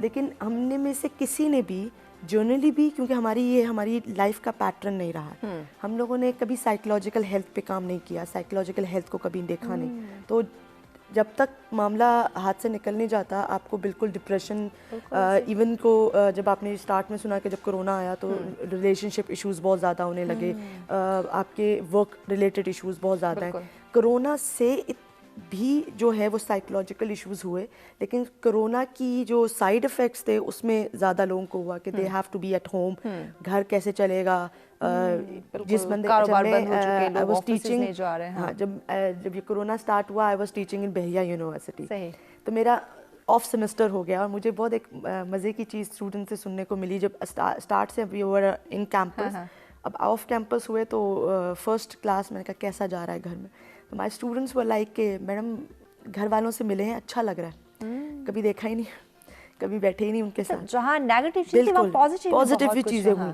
तो लोगों को मतलब आपको एक यूनिटी करनी थी, आपको उनके साथ जो आपके फैमिली पार्ट्स थे आपको उनके साथ सर्वाइवल, आप उनके साथ रहना, रिलेशनशिप बिल्डिंग, ये साइकोलॉजिकल कोपिंग के स्ट्रैटेजीज हैं। तो जब हम ये कहें कि आप कैसे एंजाइटी को, डिप्रेशन को कंट्रोल करेंगे, तो आपके जो ये लोग हैं स्फेयर में, यू नीड टू बी कि इनके साथ बिल्डिंग कैसे करनी है। तो ये चीज़ें जब आप ठीक करेंगे तो वो कोरोना के साइड इफ़ेक्ट्स जो हैं वो काफ़ी हद तक कंट्रोल हो जाते हैं। ठीक हो गया। सर दोबारा भी आपकी तरफ आएंगे कि कैसे हम कंट्रोल कर सकते हैं, कैसे अपनी जिम्मेदारियों को समझ सकते हैं। डॉक्टर जवाद साहब, आपकी तरफ आते हैं, आप क्या समझते हैं ओमिक्रॉन क्या है, कैसे इसके फैलाव को हम रोक सकते हैं और इसमें हमारी क्या जिम्मेदारी है? जी देखिए, ओमिक्रॉन जो बड़ा एक नया वेरिएंट है जिसे अभी आइडेंटिफाई हुए तकरीबन 4 हफ्ते हुए हैं, सिर्फ कोई ज्यादा टाइम भी नहीं गुजरा, और ये इतनी तेजी के साथ फैला है। और जो कुछ स्टडीज इनिशियल आई हैं उसके मुताबिक डेल्टा से तकरीबन 4 गुना ज्यादा तेजी के साथ फैल रहा है। और इस वजह से दबाव जो है केसेस का हमें अमेरिका के अंदर, यूरोप के अंदर बहुत ज्यादा नजर आ रहा है। बिल्कुल ऐसे है। तो इस वजह से डर यही है कि ये बड़ी तेजी से फैलेगा, लेकिन इससे बचाव इसी तरह है जिस तरह डेल्टा से या उससे पहले कोरोना वायरस से होता था, और वो यही है कि आप मास्क पहनिए, सोशल डिस्टेंस रखिए, और जब आपके मेहमान आए हो घरों में तो आप खिड़कियां दरवाजे खुले रखिए ताकि क्रॉस वेंटिलेशन हो सके। क्रॉस वेंटिलेशन एक ऐसा इंपॉर्टेंट प्रोटेक्टिव फैक्टर है जो इस ट्रांसमिशन का खतरा तकरीबन 18 गुना कम कर देता है, और ये बहुत बड़ी बात है। तो अगर आपने मेहमानों से मिलना है, ये नए साल की पार्टीज भी हैं, उसके अंदर अगर आप कुछ कर रहे हैं तो घर के जो महदूद लोगों के साथ करें तो बेहतर है। जो बड़ी बड़ी पार्टियां हैं उनसे परहेज करें, और उसके बाद जो अगर पार्टी में कुछ घर से बाहर के लोग आए भी हैं तो फिर कोशिश करें कि वो खिड़कियां दरवाजे खुले रहें, या आपको आउटडोर में इंतजार कर सके, इवन दो कि सर्दी बहुत ज्यादा है। तो जब घर से बाहर लोगों से मिले तो दिन के वक्त अगर हो वो धूप में बैठ के मिले तो आप इस खतरे से बचे रहेंगे। और आजकल तो यकीनन मौसम भी ऐसा है कि धूप में बैठना बहुत ज़्यादा ज़रूरी है। अच्छा डॉक्टर साहब, जो एक खदशा जाहिर किया जा रहा है कि फरवरी में ये 5वीं लहर जो है ये पीक पकड़ सकती है, तो हमारा मुआशरा जो है कि इस काबिल हो चुका है हमारे लोग कि इसका 5वीं लहर का वो सामना कर सकें और अपने आप को संभाल सकें? देखिए जी, आज जो केसेस आए हैं वो हमारे जो पिछले एवरेज से उससे तकरीबन दुगने के करीब आ गए हैं।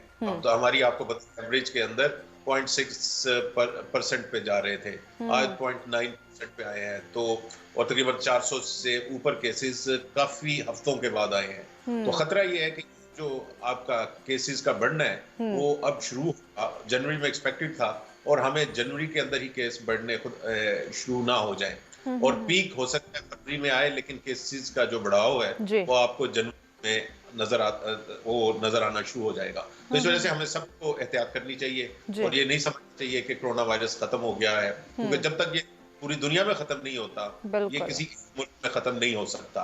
और इसलिए जरूरी है, जो मैं एक थोड़ा सा भूल गया हूँ बताना, कि वैक्सीनेशन इम्पोर्टेंट है इसके लिए। अभी भी लोग आप कह रहे हैं कि बाज लोग वैक्सीनेटेड लोगों को भी हो जाता है, लेकिन मेजॉरिटी जो वैक्सीनेटेड लोग हैं अगर उन्होंने अपनी डोजेस पूरी करवाई हैं, यानी कि 2 डोजेस, और अगर उनकी उम्र ऐसी थी या वो 50 साल से बड़े हैं या जिनको जरूरत है, जिनको बूस्टर की अलाउ है, तो उनको चाहिए कि वो बूस्टर भी अपनी पहली फुर्सत में लगवाएं। इससे आप अपनी और अपने घर वालों की जानें बचा सकते हैं। डॉक्टर साहब, वो ऐसे कुछ लोग जिन्होंने, हम तीसरी डोज की बात करें, लेकिन ऐसे भी कुछ लोग हैं जिन्होंने पहली और दूसरी डोज अभी तक नहीं लगवाई है, तो तीसरी डोज के लिए हम उनको कैसे गाइड कर लेंगे? नहीं, मैंने वो उसी तरह कहा है कि जो अपना स्केड्यूल है वैक्सीन का वो पूरा करें, और अगर आपने 2 लगवा ली हुई हैं तो और आप बूस्टर के अहल हैं तो बूस्टर जरूर लगवाएं। बच्चों के अंदर खास तौर पे ये मैं कहूंगा गवर्नमेंट बहुत ज्यादा इस पे काम कर रही है बच्चों के लिए। तो बच्चे जो हैं वो उनको भी वैक्सीनेशन करवाएं। बहुत लोग घबरा रहे हैं कि बच्चों को वैक्सीनेशन कराने का कोई नुकसान ना हो जाए, लेकिन उनकी तसल्ली के लिए मैं बताऊं कि दुनिया में बिलियंस ऑफ डोजेस लग चुकी हैं इसकी, और हर मुल्क में लगी हैं, और अरबों जब ये डोजेस मुस्लिम मुल्कों में लग जाएं तकरीबन हर किस्म की वैक्सीन की, तो खुदा न खास्ता मेजर साइड इफेक्ट होते तो अब तक छुपे नहीं रह सकते थे, किसी ना किसी मुल्क से हमें पता लग जाता। तो इस वजह से जो ओवरऑल हमें इसकी सेफ्टी है वैक्सीन की वो हमारे सामने है। तो इस वजह से घबराएं मत और अपने बच्चों को जरूर वैक्सीन लगवाएं, क्योंकि जो ओमिक्रॉन का एक और नया आंसर हमारे सामने आ रहा है। एक तो ये बड़ी जल्दी इंसान को बीमार करता है, दूसरा ये जो है नौजवानों के अंदर हमें ज्यादा मिल रहा है। अच्छा डॉक्टर साहब, आपसे जानना चाहेंगे कि इसके जो सिम्टम्स है वो भी बाकी जो कोरोना वायरस के सिम्टम्स हमें दिखाई देते थे बिल्कुल उसी से मिलते जुलते हैं, उसी की तरह है या कुछ डिफरेंट है? देखिए मोस्टली तो वही है जिसमें लेकिन इसमें प्रीडोमिनेंट अगर आप कहें तो नाक का बहना, गले में खराश, ये दो ज्यादा इसमें आ रहे हैं निस्बतन। पहले जो हमें खांसी और वो जो स्मेल और टेस्ट का जाना था, ये नहीं है कि इसके वो नहीं है, लेकिन जो प्रीडोमिनेंट सिम्टम्स मिल रहे हैं वो आपको ये रनिंग नोज और गले का खराब होना मिल रहा है। तो इस वजह से अगर किसी शख्स के अंदर घर के अंदर ये महसूस हो उसको, तो वो अपने आप को आइसोलेट कर ले जब तक वो ठीक नहीं होता। इवन उसको आम जुकाम भी हो तब भी उसको सेपरेट, अपने आप को सेपरेट करना चाहिए, क्योंकि आम जुकाम जो नौजवान आदमी को शायद कुछ ना कहे, लेकिन बड़ी उम्र के लोग आदमी को ज्यादा वो बीमार कर सकता है, जो फ्लू का अटैक होता है। तो हम इस वजह से यही एडवाइस कर रहे हैं कि अगर आपको कोई भी सिम्टम है, कोई भी अलामत है कोरोना की, समझिए कोरोना है अनलेस प्रूवन अदरवाइज। ठीक हो गया। सीधा साहब आपकी तरफ आते हैं, ओमिक्रॉन ये जो कोरोना की एक नई शक्ल है, इसकी वजह से लोग अब यकीनन बहुत ज़्यादा खौफज़दा दोबारा हो रहे हैं। एक 5वीं लहर का जो खदशा जाहिर किया जा रहा है कि फरवरी में वो पीक पकड़ सकती है, तो हम लोगों की काउंसलिंग कैसे करें कि मेंटली तौर पे वो अपने आप को स्ट्रॉन्ग रखें? अभी काउंसलिंग से ज़्यादा हमारी जो लिविंग स्टैंडर्ड है उसमें प्रोएक्टिविटी होना बहुत ज़रूरी है। हमें पहले से ये चीज़ें, क्योंकि देखिए हमारी नॉर्मल लाइफ में इस तरह के बहुत सारी चीज़ें हैं जो कि हमारी ज़िंदगियों में आती रहीं, लाइक साइकोलॉजिकल स्ट्रेस हैं, ये सारी चीज़ें। मेडिकल डिजीज़ के साथ साथ अगर हम ये अपने आप को फिज़िकली एक्टिव रखें, इवन दो लोग ये कहते थे कि एडजस्टमेंट जिन लोगों के अंदर अच्छी है, जिनकी फ़िज़िकल एक्टिविटी अच्छी है, उन्होंने इस हुए भी कोरोना हुआ भी इन चीज़ों से डबल कोरोना भी हमारे ऐसे कोलीग्स हैं जिनको हुआ, लेकिन क्योंकि वो फिजिकली एक्टिव थे, they have better coping strategies psychological, तो और मेडिकली उनका खाना वगैरह ये चीज़ें अच्छी थी, उनके रिलेशनशिप बिल्डिंग अच्छी थी, तो उनके पास जो रिकवरी के चांसेस थे वो ज़्यादा अच्छे थे और उनके अंदर साइकोलॉजिकल प्रॉब्लम्स जो हैं वो लेसर देखे गए। फिर उसके बाद आपको एक चीज़ देखनी है कि जब हम एडजस्टमेंट की बात करते हैं तो हमें ये चीज़ें देखनी है कि आपकी जो साइकोलॉजिकल एडजस्टमेंट है उसके लिए हमें बीइंग साइकोलॉजिस्ट भी और हमें बीइंग ह्यूमैनिटी और सोसाइटी में ऐसे रिसर्चेस करने की ज़रूरत है ताकि लोगों के अंदर ये साइकोलॉजिकल अवेयरनेस पैदा हो कि हर बीमारी का एक साइकोलॉजिकल इफेक्ट होता है और अगर आप उसमें स्ट्रॉन्ग रहें तो आप मेडिकल चीज़ से जल्दी रिकवर हो सकते हैं। इवन वो कैंसर हो या वो कोई भी बड़ी बीमारी हो, उसमें जो है वो आपकी मोटिवेशन, क्योंकि उसकी मोटिवेशन का एक फैक्टर ये है कि आपकी अवेयरनेस टुवर्ड्स द डिसऑर्डर या डिजीज़ वो ज़्यादा अच्छी होनी चाहिए। जब हम ये बात करते हैं कि गवर्नमेंट लेवल पे बहुत सारी चीज़ें हो रही, जो एक चीज़ मुझे लेकिंग लगती है हमारे गवर्नमेंट लेवल पे, अगर जिस तरह कहा ना कि आपको ये आपने अभी सवाल भी किया सर से कि कैसे एक बंदा है जिसने पहली और दूसरी डोज नहीं लगाई तो वो तीसरी के लिए कैसे मोटिवेट करेंगे। हम रिसर्च साइट से थोड़े पीछे हैं। अगर हम जो है वो शॉर्ट बेसिस रिसर्चेस करें कि अगर देखें कोरोना का अगर एक वैक्सीन लग रही है उसके शॉर्ट टर्म इफेक्ट्स क्या आ रहे हैं, साल हो गया है अब तो, और उसको कितना इफेक्ट आया है, एक साल में क्या प्रॉब्लम्स आते हैं, कितने लोग हैं जिनको प्रॉब्लम्स हो रहे हैं, जो एक मिथ्स बनते जा रहे हैं ना उनको रेक्टिफाई किया जा सकता है, उन्हें हैंडल किया जा सकता है। तो हम इन चीज़ों से काफ़ी जो है वो लोगों मैसेज के अंदर, क्योंकि कुछ भी हो लोग साइंस को मानते हैं, राइट, तो उनके अंदर ये नॉलेज है, even though they don't understand psychological aspect, नफ्सियाती पहलू ना समझे, लेकिन जब आप गवर्नमेंट लेवल पे आप साइंटिफिक रिसर्चेस करें और उसमें आप साइकोलॉजिस्ट भी इंटर हों, डॉक्टर्स भी हों, और वो मेडिकल का जो एक डाटा है, जिस तरह हम कहते हैं ना कि वो आपकी आते हैं, वो आपको करके जाते हैं कि इसको पोलियो लगा हुआ है और ये सारी चीज़ें हैं, तो वो उस थ्रू आप सेंसस के थ्रू आप इन लोगों को वैक्सीनेशन और ये सब चीज़ों का जब हम अवेयरनेस दें तो ये चीज़ें ज़्यादा फ्रूटफुल भी होंगी,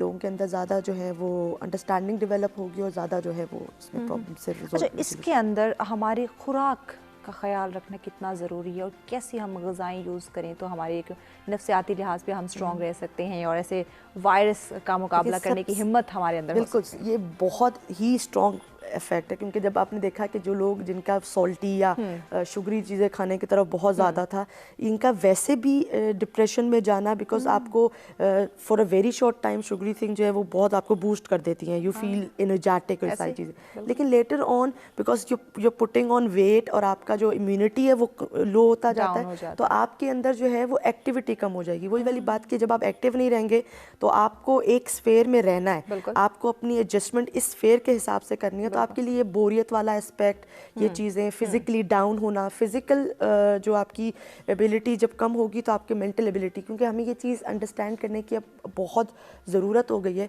कि ये माइंड और बॉडी के they are connected. If you are taking care of your body and आपको माइंड से कोई कनेक्शन नहीं है तो आप बॉडी को केयर नहीं रख सकते। तो जब आपने खाना खाना है तो खाने का असर आपके दिमाग पे होता है। हमने जो एक एस्पेक्ट रखा हुआ है, खाने का पर्पस आपकी भूख ख़त्म करना है, लेकिन जो हम खाना खाते हैं वो चाहे इस बीमारी में हो या वैसे हो, वो हमारी भूख ख़त्म नहीं करता, वो हमारी नीड्स, बिल्कुल जो ख्वाहिशात हैं उसके साथ अटैच हो गया। तो हमारी रोटी भी बढ़ गई है और हमारी चीज़ें जो हैं, जब तक मैम अब घर पे हैं तो चीनी ना खाएं, अब मीठा भी ना खाएं, घर में भी बैठे हुए हैं, कुछ ना करें, क्योंकि देखें आपको ये अंडरस्टैंड करना है कि ये साइकोलॉजिकली ज़्यादा आपको वनरेबल बनाएगा। अगर आप साइकोलॉजिकली स्ट्रॉन्ग हैं, आपका फिजिकल एस्पेक्ट स्ट्रॉन्ग है आपका, और फिजिकल एस्पेक्ट में सबसे डायरेक्ट प्रोपोर्शन जो है वो आपका डाइट का है। बिल्कुल। अब आपका किस तरह की डाइटरी प्लान होने चाहिए, क्यों होने चाहिए, अच्छा, और दूसरी चीज़ कि आपका रिड्यूस भी हो जाता है, आपका जो एक्सपेंस है जी वो भी रिड्यूस हो जाएगा एंड यू कैन प्रोलॉन्ग, आप उसमें जो है वो सर्वाइवल भी आपका अच्छा हो जाएगा। लेकिन हम जो हैं वो we are not even proactive, we are not thinking कि जी हम आसान समझते हैं, हमारी एक सोसाइटी में कॉन्सेप्ट है, हमारे एक परसेप्शन है कि ये सब फैलाया हुआ है, ये सब चीज़ें ऐसी ही हैं और गवर्नमेंट जो है they are seeking benefit out of it. तो हमें ये चीज़ें बहुत सारे लोग अफवाहों पे यकीन कर रहे हैं, उसके जो एक रिसर्च है वो नहीं कर रहे उसको कि इसके पीछे सही क्या है, गलत क्या है, सच और झूठ कितना है। मज़ीद भी आपसे इन डिटेल गुफ्तगू करेंगे कि किस तरह हम अपनी जिम्मेदारियों को समझें, किस तरह इस वायरस के फैलाव को हम रोक सकते हैं। स्टूडियो में मेहमान हमारे साथ मौजूद है, इन डिटेल से गुफ्तगू का सिलसिला जारी है, मज़ीद भी सिलसिले को आगे बढ़ाएंगे, हमारे साथ रहिएगा।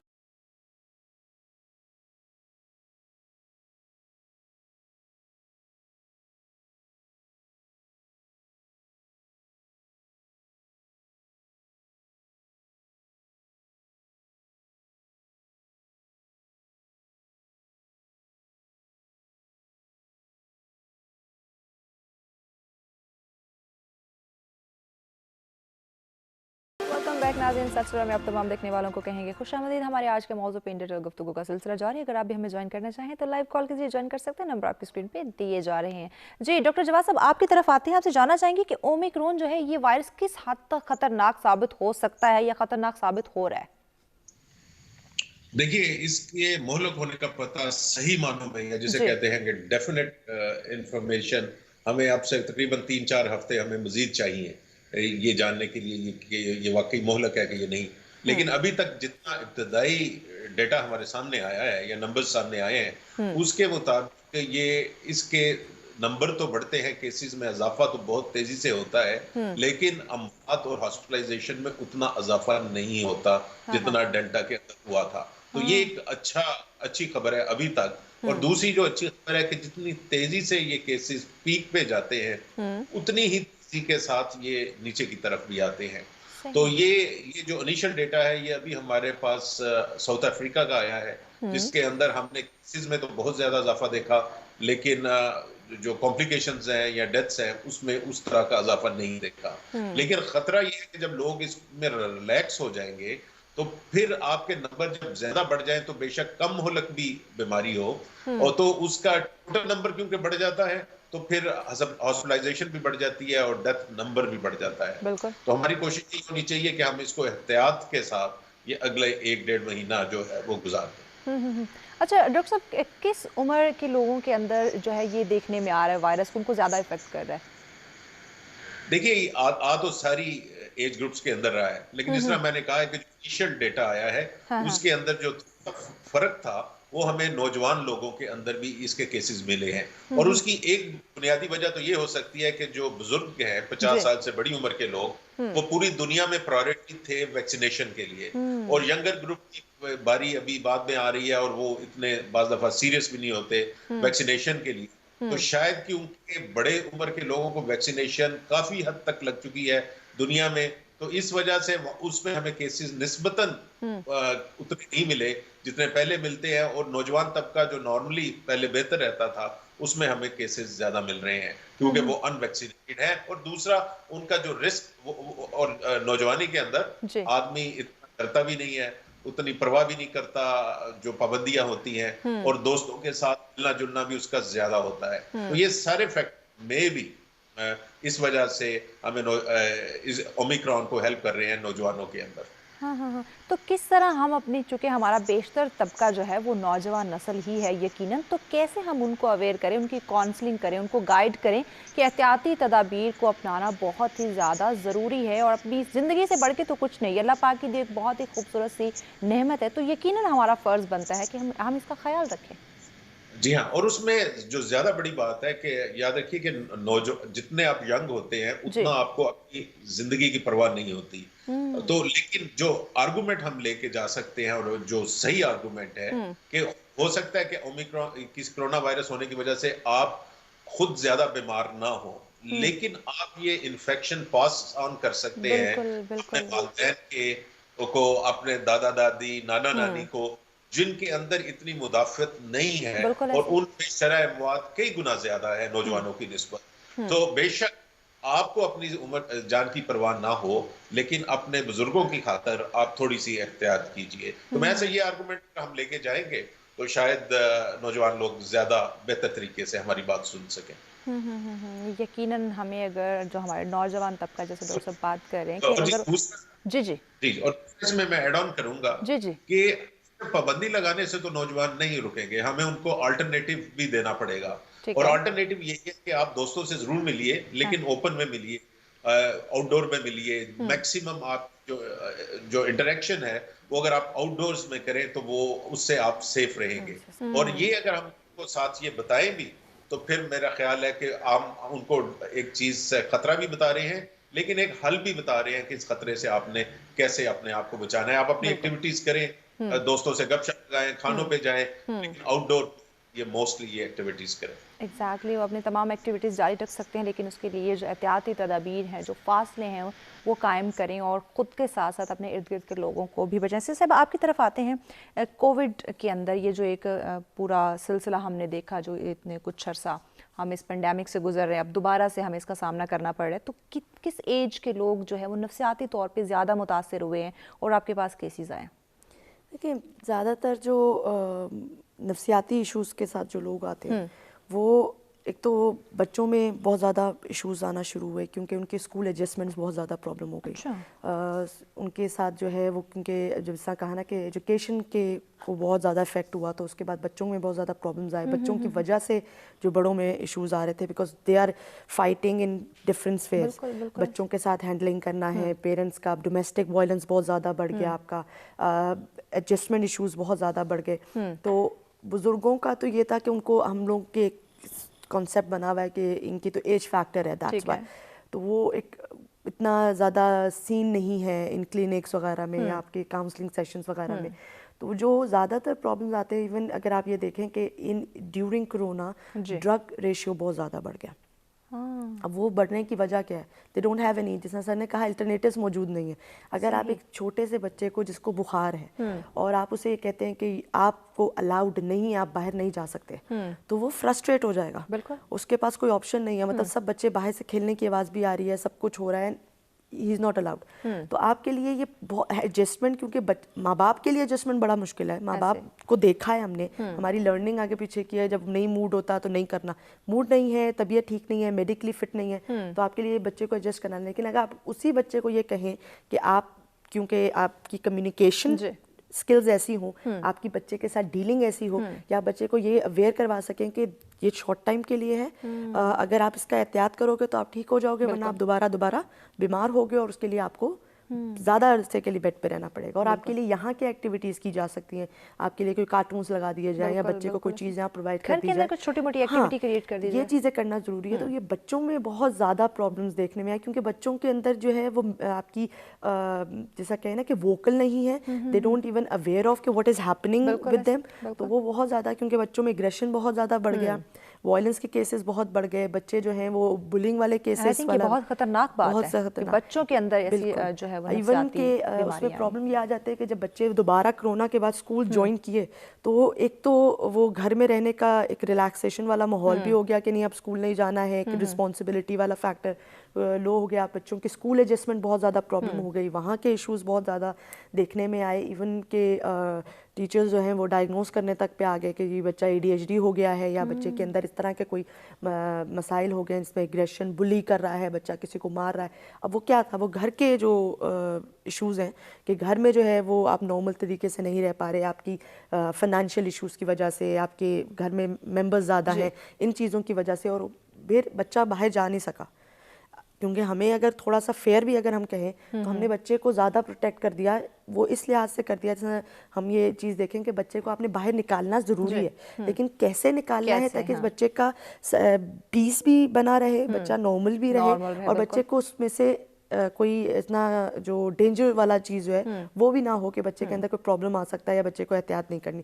तो हमें वो चीज़ें बच्चे के अंदर इनकलकेट करनी है जिसमें बच्चे के साथ उसके साथ आपकी कम्युनिकेशन बहुत अच्छी हो और आप बच्चों को, बड़ों को, और इवन ये जिस तरह ने कहा कि हम बच्चों को किस तरह जवानों को ये बताएं, तो आपके जो घर के लोग हैं जैसा हमने उनको बताना कि आपके अपने जो है वो खतरे में आ सकते हैं, हो सकता है आपकी इम्यूनिटी मेडिकली या फिजिकल आप लेकिन आपकी वजह से जो वल्नरेबल लोग हैं, आपके घर के बच्चे हैं, इवन हो सकता है आपके अपने बच्चे हों और आपके जो अपने माँ बाप हैं वो खतरे में आ सकते हैं, तो वो लोग इनको समझा सकते हैं कि भाई at least you people are not taking care of yourself, तो एटलीस्ट फिर हमसे डिस्टेंस रखो, क्योंकि आपको ये अंडरस्टैंडिंग होनी चाहिए कि आप जो है वो खतरे में रहेंगे, बेशक बाहर से कोई आएगा।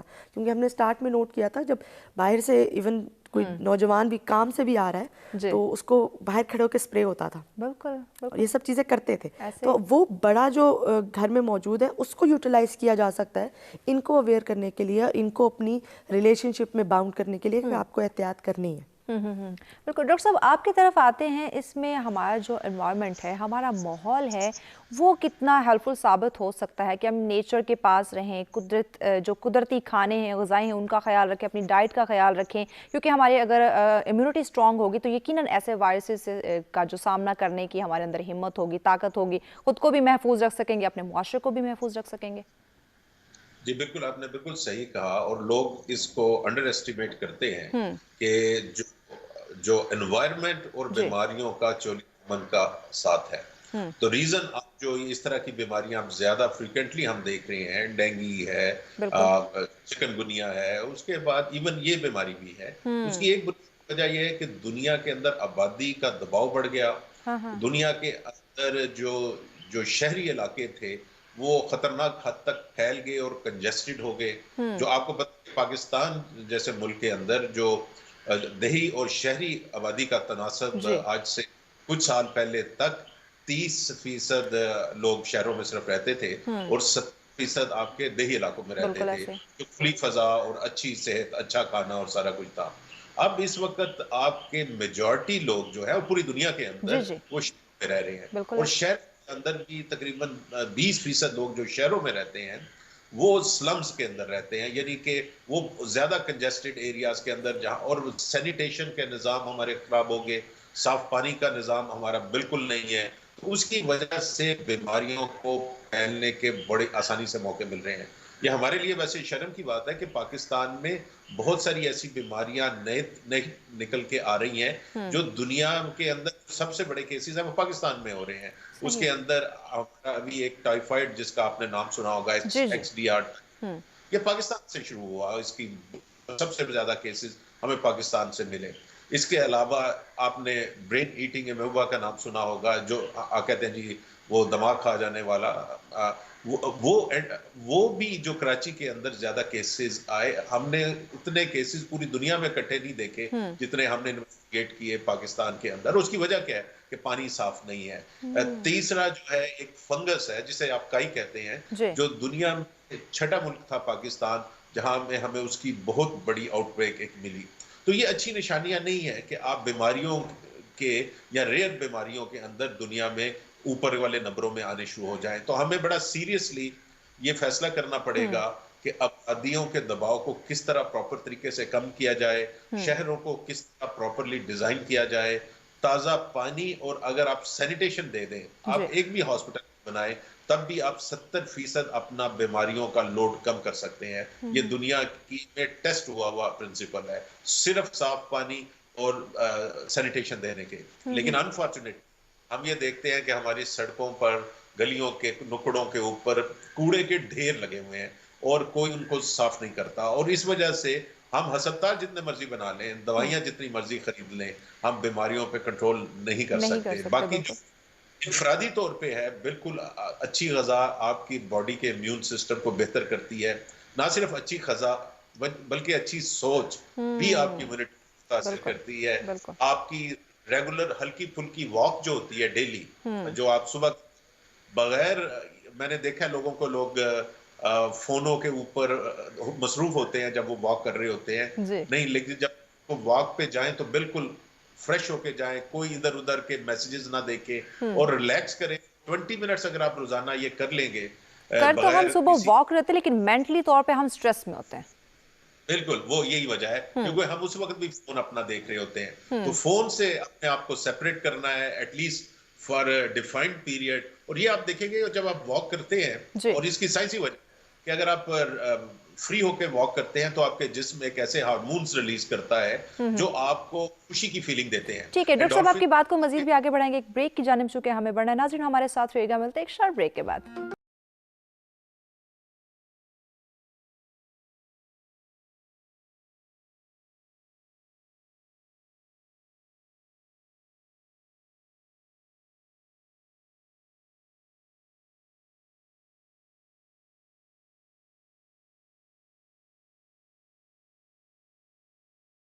जी वेलकम बैक नाज़रीन, सर्च पर में आप तमाम देखने वालों को कहेंगे खुशामदीद। हमारे आज के मौजू पे इन डिटेल गुफ्तगू का सिलसिला जारी था। डॉक्टर साहब आपकी तरफ बढ़ते हैं, ब्रेक पे जाने से पहले आपसे गुफ्तगू की जा रही थी, आप अपनी बात कंटिन्यू कीजिए।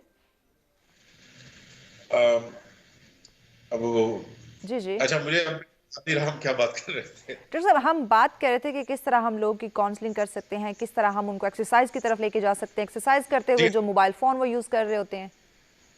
जी, और इसकी वजह से जो एंडोर्फिन्स आपकी बॉडी रिलीज करती है, जो हार्मोन्स आपकी बॉडी रिलीज करती है, वो ना सिर्फ आपका मूड बेहतर करते हैं बल्कि आपको बीमारियों के जो एक्सपोजर होता है या बीमारियों से भी बचाते हैं। तो सैर करना सिर्फ वजन कम करने के लिए नहीं होता, ये मैं लोगों को ये बताना चाहता हूँ। और सैर जो है रिलैक्स होकर करें, बिल्कुल अपना फोन शोन से राब्ता उस वक्त बंद रखें, और अपने एक किसी बाग के अंदर किसी पार्क के अंदर वो अगर 20 मिनट भी रोजाना वॉक करेंगे तो उनकी तबीयत में इतना ज्यादा फर्क पड़ेगा कि वो खुद फिर उस वॉक को छोड़ते नहीं है। और आपने नोट किया होगा कि जो लोग बाकायदगी के साथ सैर करते हैं वो नागा नहीं कर सकते, और उसकी वजह ये होती है कि जिस तरह किसी को सिगरेट की आदत पड़ जाए, उसकी बॉडी उस वक्त सिगरेट का वो नशा मांगती है, इस तरह ये जो एंडोर्फिन्स है, जो हार्मोन्स हैं, जो हमारी सेहत के लिए बड़े अच्छे हैं, हमारे मूड के लिए बड़े अच्छे हैं, वो उस वक्त पे, उस मुकर्ररा वक्त पे जिस पे हम सैर कर रहे होते हैं रोजाना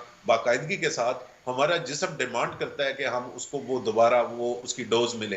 तो ये जैसे एडिक्शन आप कह सकते हैं, लेकिन ये एक अच्छी एडिक्शन है जो आपकी हेल्थ के लिए जरूरी है। तो वजन कम करने के लिए भी आप जरूर एक्सरसाइज करेंगे, लेकिन अपने मूड के लिए और अपनी सेहत के लिए, इन दोनों के लिए, सेहतमंद रहने के लिए भी यकीनन। सीधा साहब आपकी तरफ आते हैं, यकीनन हम सेहतमंद होंगे, हमारी इम्यूनिटी स्ट्रांग होगी तो हम ऐसे जो बीमारियां हैं, ऐसे जो वायरसेस हैं उनका सामना कर सकेंगे, मेंटली और फिजिकली फिट रहेंगे तो ये बीमारियां हमसे दूर रहेंगी। लेकिन इसकी आदत कैसे हम अपनाएं, क्योंकि हम काम काम काम और सिर्फ काम के पीछे भागते हैं, अपने लिए वक्त नहीं निकाल पाते। देखिए सबसे इम्पोर्टेंट है इसमें कि हमारी लाइफ में सेंटर पॉइंट्स हमारे डिसाइड होने चाहिए। उसके लिए आपके लिए ज़रूरी है कि आपकी हैबिट बिल्डिंग कैसी है। हम लोग की लाइफ में ये है कि वी आर वर्क सेंटर्ड, काम करना है। We are money centred, we are relationship centre, really even मैं ऑन शो बोल रही हूँ, हम रिलीजियस सेंटर है। हमारे दीन में ये है कि मियाना रवि हर चीज़ की इख्तियार होनी चाहिए, और सबसे इम्पोर्टेंट चीज़ जो है, the life starts with you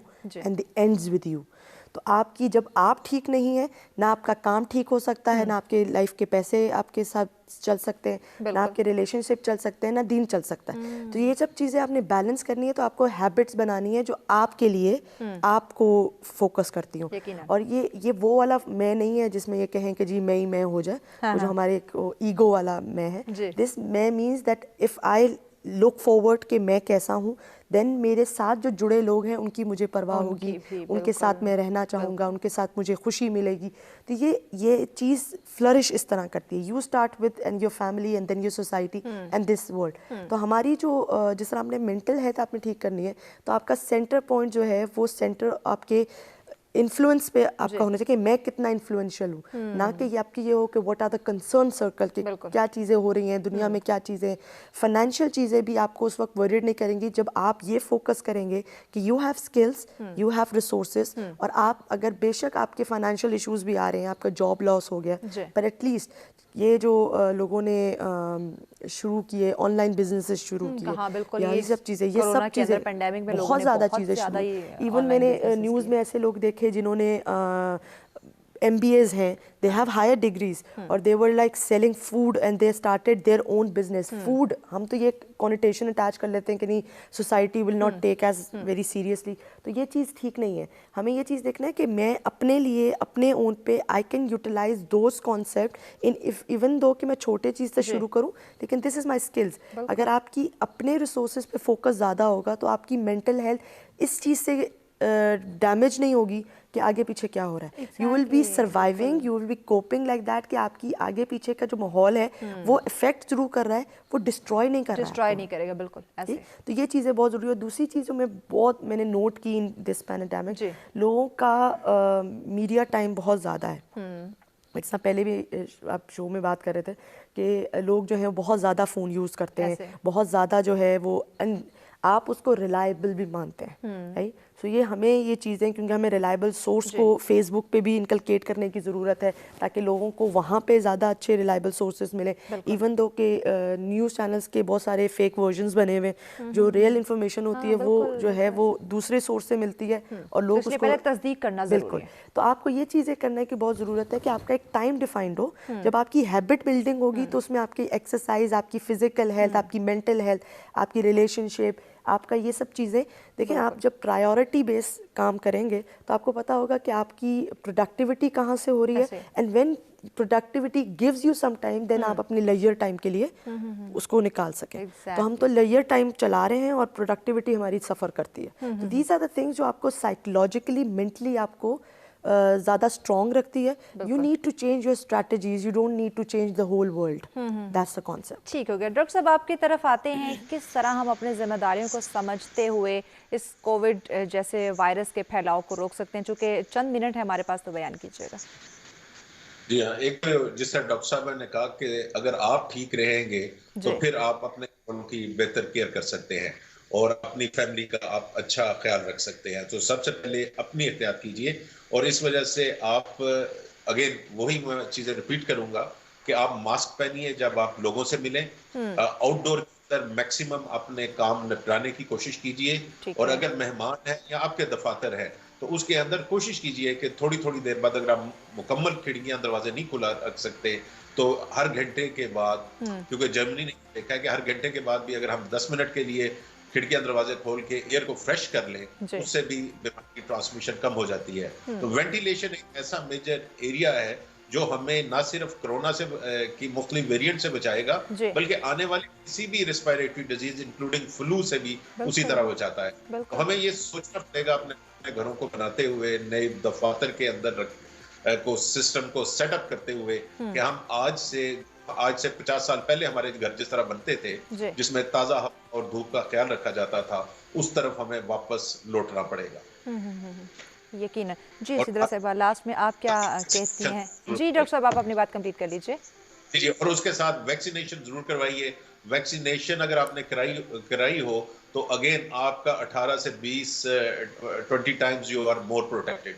तो बेशक 100% प्रोटेक्शन नहीं है किसी भी वैक्सीन के अंदर, लेकिन उनकी डोज पूरी करवाइए और अगर बूस्टर है तो बूस्टर जरूर लगवाइए। मैं अगेन फिर कह रहा हूँ, बच्चों में जरूर अपनी वैक्सीनेशन उनको जो अवेलेबल है वो करवाएं।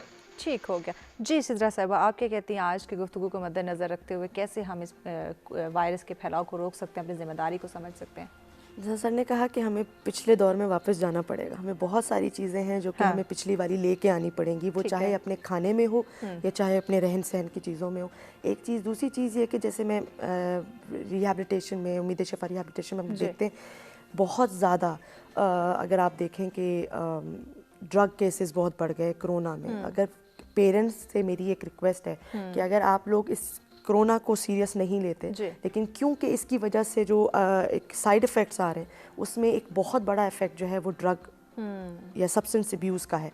तो अपने जो जवान हमारे जो लोग हैं उनको इस तरह से प्रोएक्टिव कीजिए, उनको इस तरह से बिज़ी कीजिए, उनके साथ ऐसे इन्वॉल्व हुए ताकि ये वाले साइड इफ़ेक्ट्स जो हैं वो लोगों के अंदर ना आए। लोग अपने आप को, ये चीज़ें इतना फ्री ना हो, अपने आप को इंडल्ज करें चीज़ों के अंदर, अपने आप को बिज़ी करें, अपने आप को एक्सप्लोर करें और उनको उस चीज़ के लिए हेल्प करें। उनको ये नहीं कहें कि दी यू हैव टू, प्रेशराइज नहीं करें, ताकि लोग आपको बहुत वक्त मिले, आप अपनी सलाहियतों को सामने ला सकते हैं। बिल्कुल, अपने आप के अंदर जो टैलेंट है वो उसके बलबूते हम अक्सर काउंसलिंग में उनको ये बात बोलते हैं। मैंने कहा जब आप आइसोलेट होते हैं तो आइसोलेशन इज़ नॉट कि आपके लिए ये कहें कि आपकी कुछ सज़ा है।